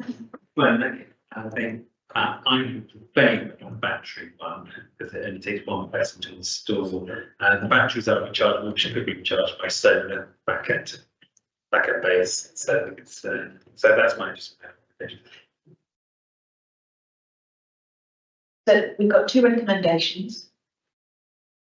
That we consider approving the purchase of the speed indicator devices to have installed at various locations in the parish of Taunton. So can I have a proposer? Councillor Lees and a seconder. All in favour? Thank you. And then the second recommendation is that we upgrade an existing SID to solar to be used in Staple Grove. Do you want me to just add any information on that? So, Staple Grove, have a battery at the moment, but, they've got a bit tired with replacing the batteries, and they have asked if, they could get a solar one. Like, they're aware of the resource required to kind of potentially change its location, and they don't have any concerns with that, so. They want it. Yeah. What they want. Yeah. So, Give the people what they want. yeah. All those in favour?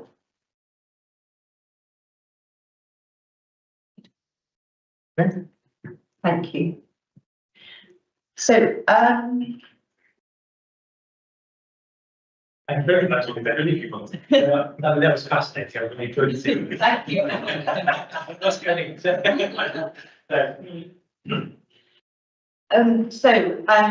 As we're sort of been adjusting the agenda, I'm proposing that we just move the D-Day 80 event update just a little bit further as our next item, as we've been joined by Councillor Hall.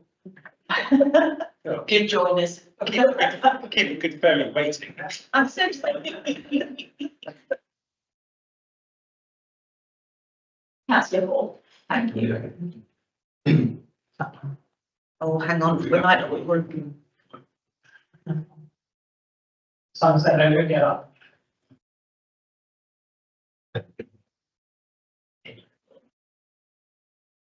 Okay, thank you for accommodating me. I have been chair of the meeting with Simon Fox on MH2, and I left them there again. Right, D-Day scenario, let's move on. We've confirmed quite a lot of the situations with Rich Legion and Photographic Office. So the timings, working with Joe Coma for the dignitaries is in place. We've now sorted out a bus scenario to be able to go from Library Park to up to the park. Also pick up park and ride as well. So those costs we've sent on to Joe Coma. The management structure for the events has also been submitted to Joe, and that's I think Craig involved in that scenario. So that is all in place. We've managed to secure a swordfish plane coming across as well now. We're still awaiting Forty Commander and Yoga because they won't commit at the moment because of other service scenarios. So we're in their hands on that one. It looks like we might have 2 Berlin helicopters coming up there. We're trying to time it because dignitaries won't be getting there till 7. So it's getting light evenings. We've got to work that with the flight paths and so on. Okay. But Forty Commander, I've left them a little bit of a headache, so I asked them if they'd actually come out in the Merlin helicopters. It seems logical to me. I said it to them, but we'll see if we can get out there. All the flags relative to the nations that are involved will be on display out there as well by the British Legion.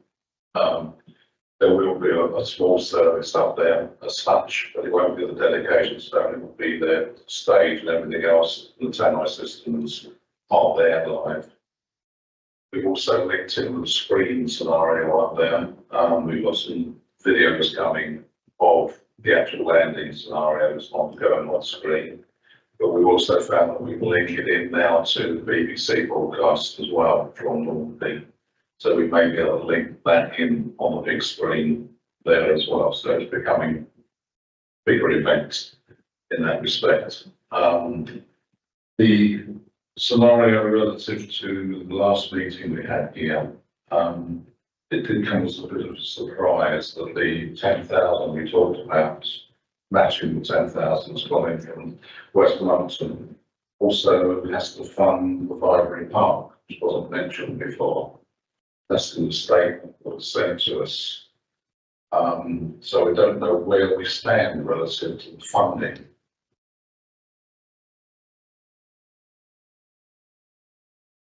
I'll have to take that away and I'll have to take that, Yeah, question on what way is it? sent to us last week, because we're trying to chase, and Sally, I understand, that left. Right, because with the situation, all the financials are almost monthly at the moment. And we did ask if we're going to transfer the 10,000 to our account so that we can deal with all the rigs with paying the deposits out and for the security people, insurances and everything else. But we do need clarification on that. We don't mind as long as it's allocated, but there's nothing in writing relative to, because it seems to be mixed up with Ivory Park as well. We need clarification on that because the bill at the moment stands, we think that's the final sum is around about 19.5. So that's where we need that clarification. That also includes the bus scenario from the parks and so on. Right? So that really needs sorting out. We don't mind as long as it's there, at the end of the day, we say, right, that's the total bill, we split 50-50. Then that seems a logical way to do it, but it's easier from the accounts point of view if it is transferred. Then we've got open book policy, and we was professional as yourselves, we've got the open book policy sitting there, and we want to work with you so we get this relationship moving. We do need that clarification.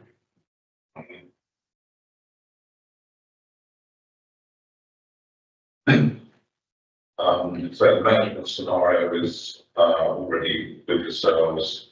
The plans for the park are already done for every sighting of everything. That's all in place. So we're basically there. Okay.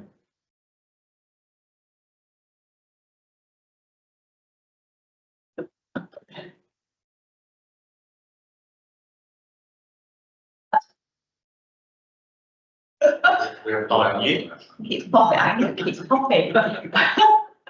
That's fantastic. I'm looking forward to seeing the 40 commanders rapid roping out at Merlin's.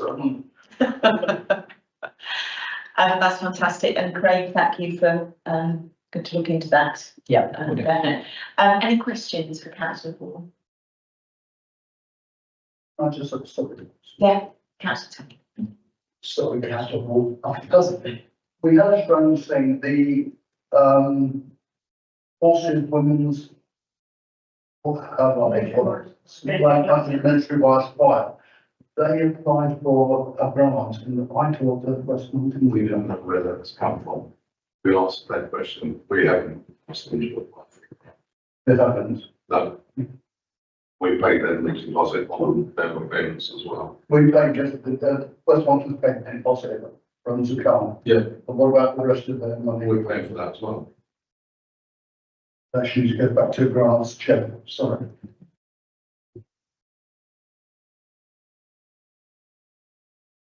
Yeah, thank you. I'll chat about it afterwards. We'll look into that afterwards. Thank you so much. It sounds fantastic. Well done.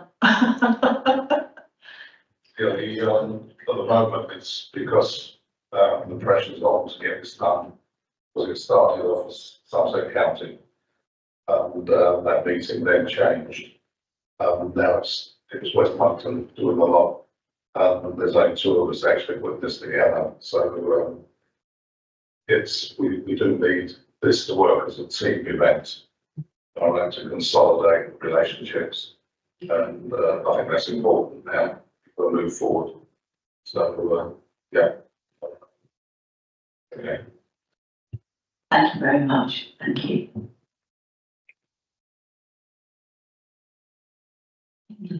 So, we can now move on to the Good Fairy. The loan of the Good Fairy to the Museum of Somerset.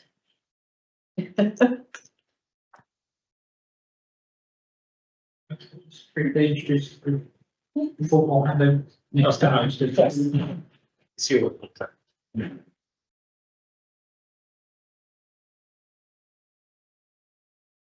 Thank you, Chair. So this is the report loan of the Good Fairy to the Museum of Somerset. So the purpose of the report is for members to consider agreeing a loan of the Good Fairy statuette to the Museum of Somerset for display. members to delegate to the clerk the details of the loan agreement and insurance arrangements. And then further, members to agree the proposed quotation to fund the works to create a display cabinet to allow the Good Fairy to be displayed. The Good Fairy statuette was transferred to the Town Council on its establishment on 1st of April 2023, having previously been in the possession of the Taunton Charter Trustees and latterly before that Taunton Deane Borough Council. It was gifted to the people of Taunton, as you can see in the report, in 1939. And it was recently revalued last year when we got the entire civic silver revalued. And in that valuation, it says it's currently not on public display and is considered fragile. And it's probably by a person called Jesse McCutcheon Rowley. We know for a long time it sat in the old Taunton Library. Occasionally students from America visiting the town would come and visit it when it was sited in the main foyer at the Deane House. The Mayor, Councillor O'Donnell, has done a lot of further research, which will form part of the exhibit. I'm sure he's happy to get some more detail on that. At some point, the arm was broken off and this has been glued back in place. The museum have advised that they could refer us to a specialist who would be able to put in place a more long-lasting repair. However, this would not preclude the item being displayed in the interim if encased within a suitable display box. The display box would be owned by the Town Council and returned to us with the Good Fairy upon the expiration of the display at the museum.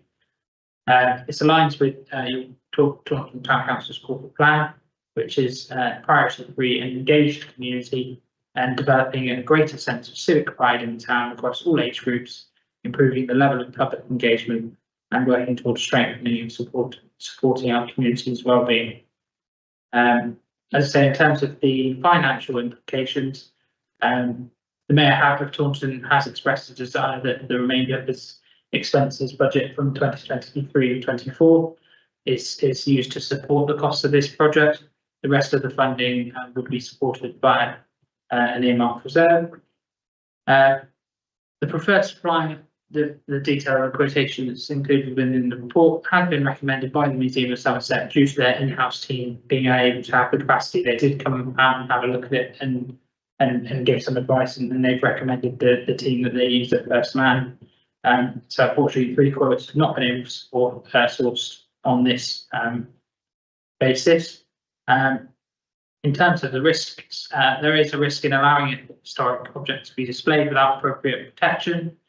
So that is why we suggested to go for the display case. And when it was valued, it has a compensation value of 2,500. Thank you. Thank you, Marcus. Any questions? Councillor O'Donnell. Well, just to give a bit more of a background, I mean, this is just to clarify, this was the gift from the children of Taunton, Massachusetts, to the children of Taunton. As we discovered last week in the full council, Councillor Furman, a child of Taunton, who's never seen it.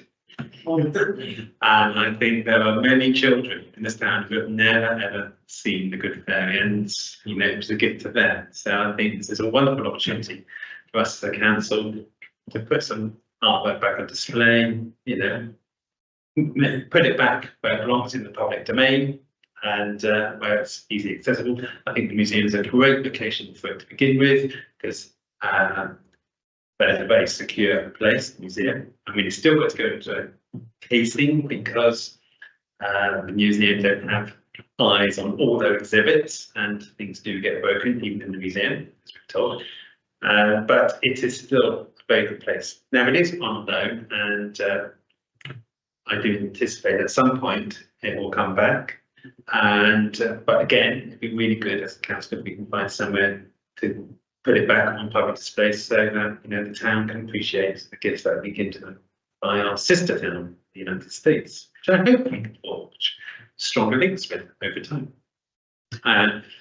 So just to address, yes, the remainder of my mayor's budget of expenses has gone into paying for a third of it,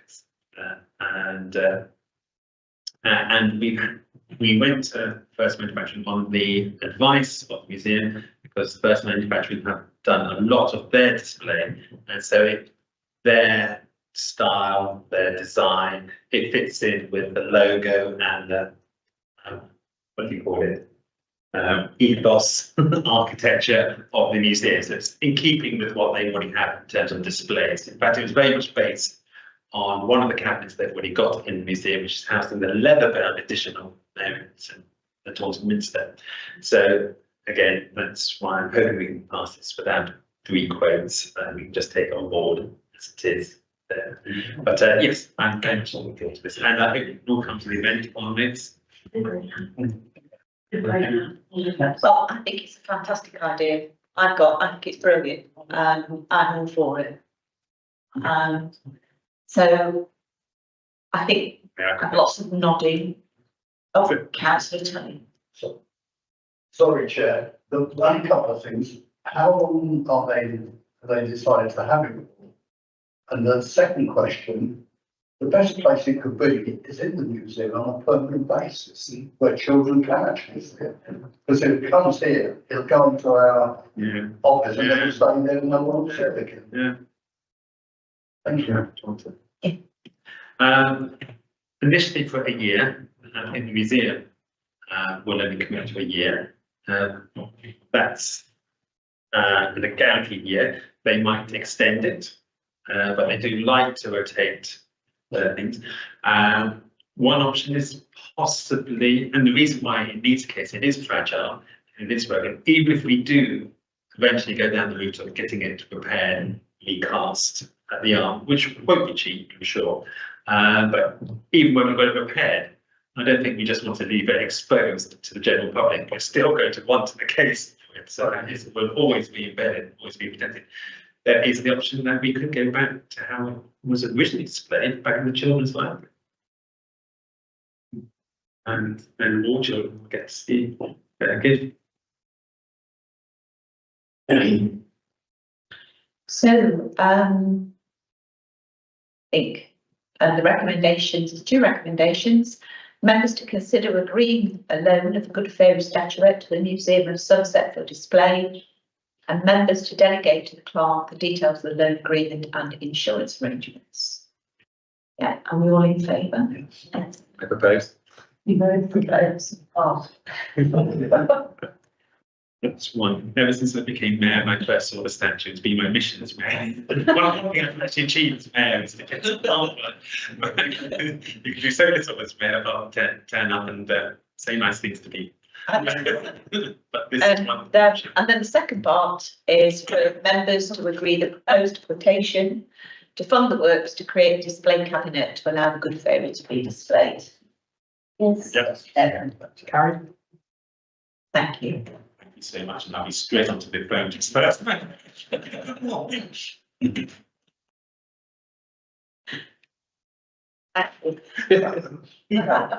we're on because there's the generous. Yeah, I think we are destination marketing. I think does that sound about right, Craig? Over to you, Craig. That sounds perfect. Thank you very much, Chair. So again, the purpose for the report tonight for members to consider options for a destination marketing website. So just to provide some background information, the brand Visit Taunton is one of Taunton's most reliable platforms to search for what's on in Taunton, as well as highlighting key attractions in the town and across the community. But the website is at risk due to the lack of funding from Somerset Council to continue hosting the website. Therefore, that there's a risk to the community will not know where to turn to find information about what's happening in Taunton, along with having no joined up platform showcasing our cultural partners and the event offering. So there are a number of options available to you. Option 1 is to do nothing. Option 2 is to for the parent website to continue hosting Visit Taunton. The parent website is Visit Somerset. Option 3, create a new destination website, or option 4, use the town council's corporate website to host the information. So in the report, I've just given some explanations as to maybe the impacts of some of the decisions that are made. So option 1, if we do nothing, we'll see the Visit Taunton website expire, which expired at the end of March 2024. I understand that they're starting to pull apart the information between Visit Somerset and Visit Taunton. So this will likely be an increase on the demand on the Taunton Council to host and promote cultural partners and events on the Town Council website.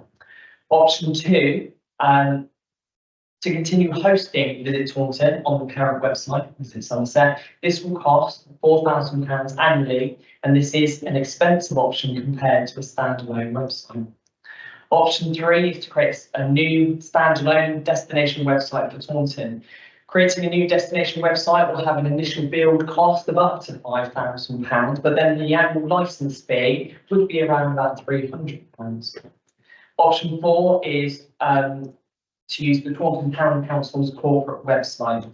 While this option might initially seem to be the most cost effective, it's important to note that destination websites are specifically engineered to attract individuals who are not local to the area, as well as informing local residents.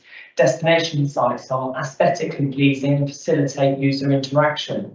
However, the council's website has a corporate structure and is not conducive to features such as scrolling banners or the hosting of brochures or similar materials, and that may compromise the council's accessibility scores.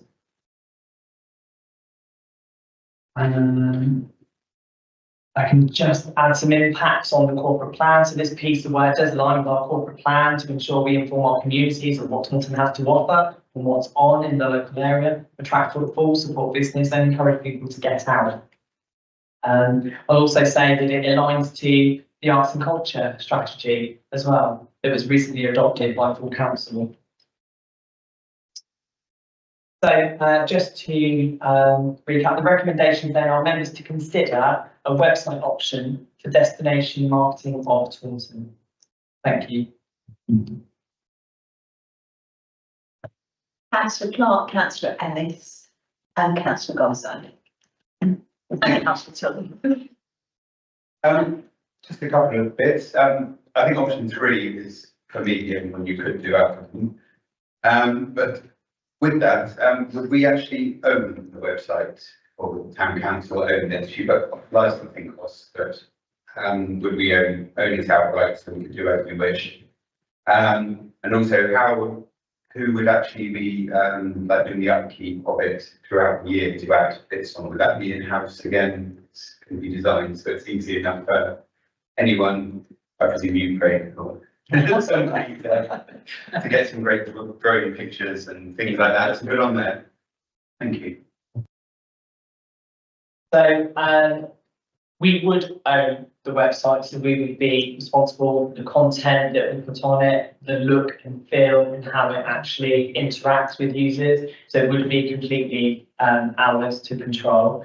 And in terms of maintaining it, yes, there would be a few members of the team that would take responsibility for adding information, updating it. But I also think at the moment, the visitor centre, which is a service we are currently funding, there are opportunities there, conversations to be had with regards to utilising the staff resource there for continuing to do what they are doing. Anyway, so, and we've also could have the new appointment of the culture officer in the town council, which again, that would be a kind of part responsibility on their role and responsibility. I just, sorry, that word. And whoever actually sets it up initially would be using a local company, because we have many great local web services. Where we can, we always choose to shop local. At the moment, the initial conversation I've had about creating a destination website is with the current corporate website provider, which is Aubergine, and they are interested in the opportunity that this presents. But where we can, we should shop local, absolutely. That's right. I strongly support option 3, as a bit of a no-brainer for me. It's us taking control of our own destination marketing. I think it's a very pragmatic thing to do, but I think it's strategically important because I've been involved in sort of a board of efforts to get various other people's websites, other people's platforms to do what we need them to do, and it never quite happens because we're not in control of it. We need somewhere that can go. Not just arts and culture, but obviously I'm interested in the arts and culture side of it. where everything, you can search it and you can find everything that is happening, all the exhibitions locally in Taunton, all of the plays, all of the films shown at the Room House, all of the different concerts. And you can't, there's no one place at the moment where you can get that information. I spent, it took me 6 to 8 hours to kind of like sort of swim across the interweb and to put together, like I did a full set of listings in a sort of spreadsheet where you can click through the thing for March and April. It took about 6 to 8 hours for each month.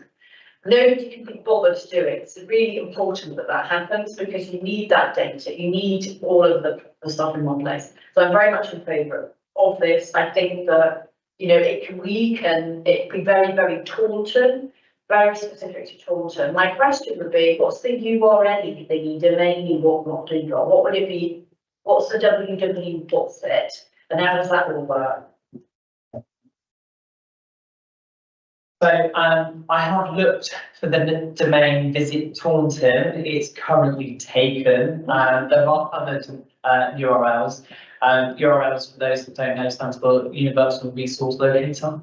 But actually, there are various names that could be quite attractive that could be used. But I would say that a URL in today's technological world is less important. It's about how the metadata and the search engine optimization for each page is utilised for it to kind of index through the Google search results. That wasn't too technical. Thank you. Councillor Garside. Yes, I'd just like to say, yes, I'm very much in favour of this as well, because I think it's very important to attract visitors to the town. It's very important for the town's economy, to get people footfall in the town, to get people coming to events. It's vital to us. And to have it local and to have it specific and to have it just for Taunton, I think is really, really important. I also think there's a possibility of liaising with Tone FM to get them to advertise the website. So that Tone FM will be broadcasting the fact that you can find everything there. And I think all our cultural offerings should be there, including restaurants, the best bars to visit, all the hospitality possibilities. And all the possibilities of the parks, and I mean there is so much to see here in Taunton. People have, I don't know, forgotten that there is somehow, and I think it's really important to broadcast this far and wide. Thank you. Councillor Tunny. Thank you, Chair. I agree, and I agree with the option 3. Because the funny thing is, I was talking to some Australian people today at the Minster, and they only knew the Minster was there because they could see it in the distance, which is a brilliant idea. The only thing that bothers me that is kept up to date, because if it's not kept up to date, people will lose interest. Yeah, it's a brilliant idea. Well done, well done. Councillor Lees. Yes, I fully support option 3. I would say that where this website is, it needs to be completely user friendly for people that are not quite so favouring technology as other people are. So it needs to be simple to use, please. Yeah, I echo that as well. So it's fully accessible, which I think most websites today are. I think they have to be quite strict on it. Yeah. I'm also in I'm also in favour of option 3 as well. It would be fantastic. Councillor O'Donnell. I get any better talking about. One question that I would have, and I agree, option 3 is a good one, but have we considered many festivals also produce an app for their phone, which lists all the scheduling, and it's all on your phone, and you just click on the app, it's got everything going on. Is there a scope for us to go down that route? We might be first to have an app that promotes what we're doing. I can say, yeah, we haven't looked at the option of an app. What we will ensure though is that the website is mobile optimized. So you can save then shortcuts to your wallpaper on your mobile phone, so you can almost interact with it like an app. But yeah, the website will be mobile optimized, so you'll be able to use it on your handheld devices as well as desktop. Brilliant. That's good. I think we're all in favour. So the recommendation is that we consider the website options, which I think we've done. And I think all those in favour of, well, have a proposal for that we go for option 3. All those in favour? That means,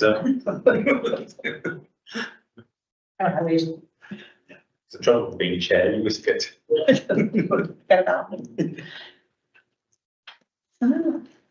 So, agenda item 10 is the access to information motion to exclude the press and public. So I propose that under section 104 of the Local Government Act 1972, the public be excluded from the items of business, agenda item 11, appendix 2 and item 12 entirely, on the grounds that it involves the likely disclosure of exempt information as defined in paragraph 3 retrospectively of part 1 of schedule 12A of the Act, namely information relating to the financial or business affairs of any particular person, including the authority holding that information. All those in favour?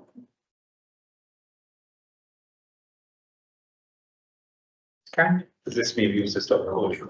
Not for the next, because I think the next one turns the appendix, isn't it? Yes, I mean, the appendix simply needs to be, so it's fine, and again, Yeah, we can stay in public session if we're happy for the next one, but the last one is completely. yeah. Do we stop recording for that? No, yeah, stop. That's generally 12. Yeah. Did you read that? Yes, please. So I think there's been some questions raised on the social media about the confidentiality reasoning behind this. We have released a statement on the social medias, which I can read out for the public record if you like. I believe it's drafted by Craig earlier this afternoon. So Yes, if you're happy with me to read it, Craig. absolutely. Yeah. So in terms of item 11, the confidential matter pertains to the cost breakdown provided by a prospective supplier for the street marshal tender. This information is crucial for the town council to plan its budget effectively, but also maintains a competitive market, i.e. commercial sensitivity. All payments over £500 are listed on the transparency area of the website. Item 12 involves a decision that needs to be made concerning a potential project. The project may or may not materialise and involves 2 suppliers. There are no financial implications associated with this item.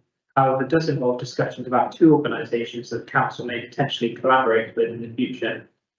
In September, the council will be holding a full public consultation as part of the community review. We would urge you to become involved and give us your feedback. Thank you. So the purpose of this report are for members to consider approving the street marshal tender to the value of £40,000. Taunton Town Council aims to address antisocial behaviour issues within the town centre, which have escalated due to incidents of shoplifting, graffiti and other related problems. So as part of our efforts to enhance safety and security, we have recently installed a new CCTV camera in Goodland Gardens to safeguard our asset. In continuation of our commitment to reducing ASB, full council approved funding for the town centre CCTV system in Taunton. Our next strategic step involves the introduction of street marshals into the town. Marshals will work a total of 32 hours per week over a 12-month period. The allocation of these hours will remain flexible to ensure targeted efforts. Street marshals will actively engage with various town centre stakeholders. Although they won't possess enforcement powers, they will represent Taunton Town Council and serve as vigilant observers on the ground. Their presence will aim to gather intelligence and act as a deterrent within the town centre. Of course, this piece of work aligns with our public plan to ensure our town remains a welcoming and safe place for its residents and visitors. In terms of climate and ecological implications, the street marshals will be patrolling on foot or opting for active travel options. The impact of this project will have zero or very little impact on the climate and hold any ecological implications. In terms of the summary of the financial implications, the total budget allocated to this initiative is £40,000, which will come from the service growth and improvement plan. Appendix 2, which includes a further breakdown of the costs. So, timescale of the tender needs to be advertised as soon as possible, and it's likely that street marshals will appear from June 2024. As part of the report, there is an appendix which contains the full street marshal tender, which was circulated to all councillors for their feedback. Thank you.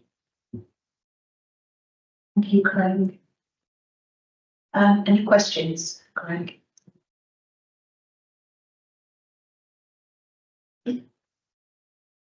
That's what I was saying.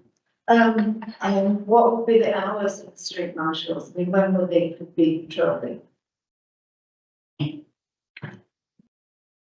you, Councillor Dowside. So, with the budget we have and the costs for the marshals, we've worked out that a total of 32 hours per week over a 12-month period. 32 hours a week over a 12-month period.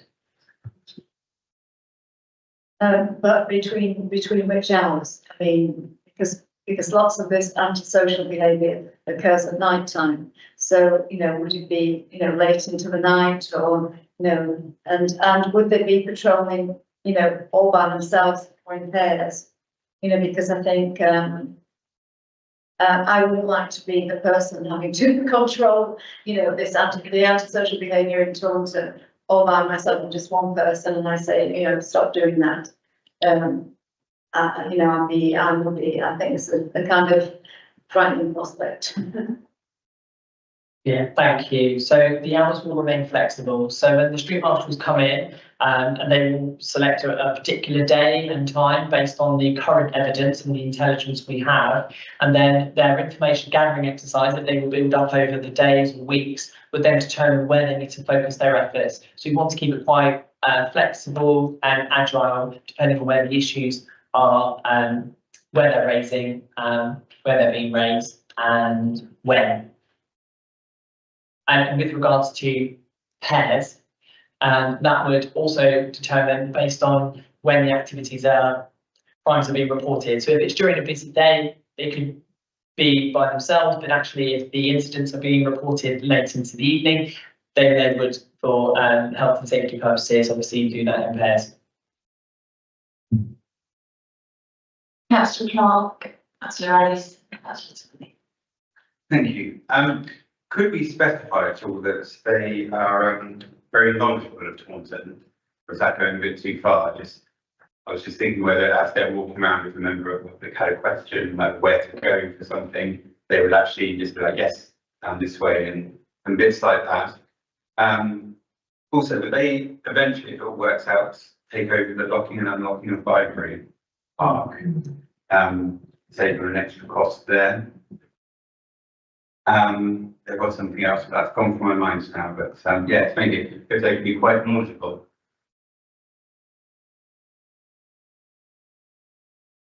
Thank you, Councillor Clark. So I can confirm that these street marshals would undergo a series of training. So this would be on the local area, so they would build local knowledge up on where the key assets and places are. With regards to locking and unlocking the park, that hasn't been included within the tender. But I guess it could. But I guess you'd have to increase the value of it though, but yes, possibly. Well, it was just 32 hours within the locking and the unlocking. Takes place at very fixed times, doesn't it? But then make it very flexible, very flexible. Yeah, that's a true point. Sorry, I have my mic on. I don't know if you want to repeat your comment, Councillor O'Donnell. It probably is unlikely that they can, because the locking and unlocking by above is very fixed points. That won't fit within their flexible 32 hours. Just let Marcus come in and comment on that about fire brigades. Thank you. I believe the funding that we're subsidising this year is just for the unlocking, locking in the evening, because Somerset do it in the morning. It's for it's a security guard that goes in the evening and Shepherd don't want out, isn't it? And then locks it. So that's where the cost of it. I know the council did commit to looking at trying to bring that in house potentially, different ways of looking at it during the year that we're subsidising it. But yeah, thank you. Thanks, Marcus. Can we, Councillor Ennis, then Councillor Sully, and then Councillor Crosside. Yeah, I'm keen that we move forward with this. So there's just one thing, I know that the training is like one of the criteria against which we'll judge it, so how well we've been trained up. Is that, can we put in the actual spec? I was Googling for like something around anti-racist, diversity, you know, like being LGBT friendly, the Q plus friendly. I think that needs, certain things like that need to be very explicit, because we do have a problem in Taunton, our dear friends the police, doing random, it's a closer name, isn't it? Rapist, whatever. That has happened. So I think it's absolutely vital that whoever the street marshals are absolutely not of that type, that they understand the diverse community, and that they're really, that needs to be kind of very explicit, as explicit as possible. But, you know what I mean? That's what's happening. You said tender, which makes me think you're thinking of a company to really work, not employed people employed by us. And if they aren't, if it isn't a tender from a security company, we will make sure that they are trained. They have to be registered now into doing security work. So it will be a tender and Company. from a company that will have that relevant training. And just to come back on Councillor Ennis's point, so I can make sure that the anti-racist, diversity, LGBTQ training is explicitly mentioned within the tender. Thank you. Councillor Crosside. Sorry. Would there be radio contact with the police in case, you know, there's a very, very big problem? Because I used to work at Mackenzie many years ago. I mean, well, not that many years ago, maybe about 10 years ago. I worked at Mackenzie's for a while, and when it was Winchester Arms, and we did have a problem of a group of teenagers who had been taking drugs, and they suddenly, you know, came in and started misbehaving, and there was just me and another lady there, and we thought, you know, that we could, but I know that in the pubs at that time they were in radio contact with the police. And we were able to threaten them with this. I mean, no, what we did was threaten them, and then I used my teacher voice and shut them out. But you know, it worked. Anyway, that's all I can say. So I think for protection of these wardens, and I am concerned because, you know, it is potentially a difficult situation if you're confronting a crowd of people or a crowd of young people who are drunk, had too much to drink, or on drugs. It's scary, and I think, you know, they need to have some contact with the police so they can say, well, you know, if you don't move on or you don't stop that, well, you know, the police are coming. Thank you. Yeah, and I think for me, I think it's, you know, it can be good because we can also use the, you know, the information that the street marshals collect as a, you know, intelligence gathering. So, you know, for the 12 months that we've got them, we can use that information to target where the hotspots are and so on. So it's just inform things like CCTV and so on and so forth. So I think, you know, for me, that is one of the good things. Councillor Tully. Sorry, Craig. The next thing I should have asked when I just had, there's going to be uniform officers in uniforms, yes, not plain clothes, because they should be identified. And are they also, if they're in uniform, will they have some identification showing that they work for the town council? Thank you, councillor Tully. So I can confirm that as part of the tender, we would expect the marshals to be in some type of uniform branded towards the town council, to also include PPE. That would include like staff vests. The equipment would be body-worn video cameras, mobile phones, and include the cost of mobile data. So answer your question. Thank you. Thank you.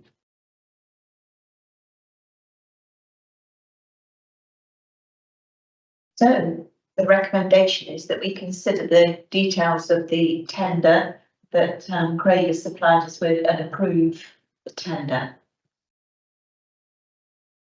Yeah, and we're all in favour? Yeah, approving the tender? Thank you.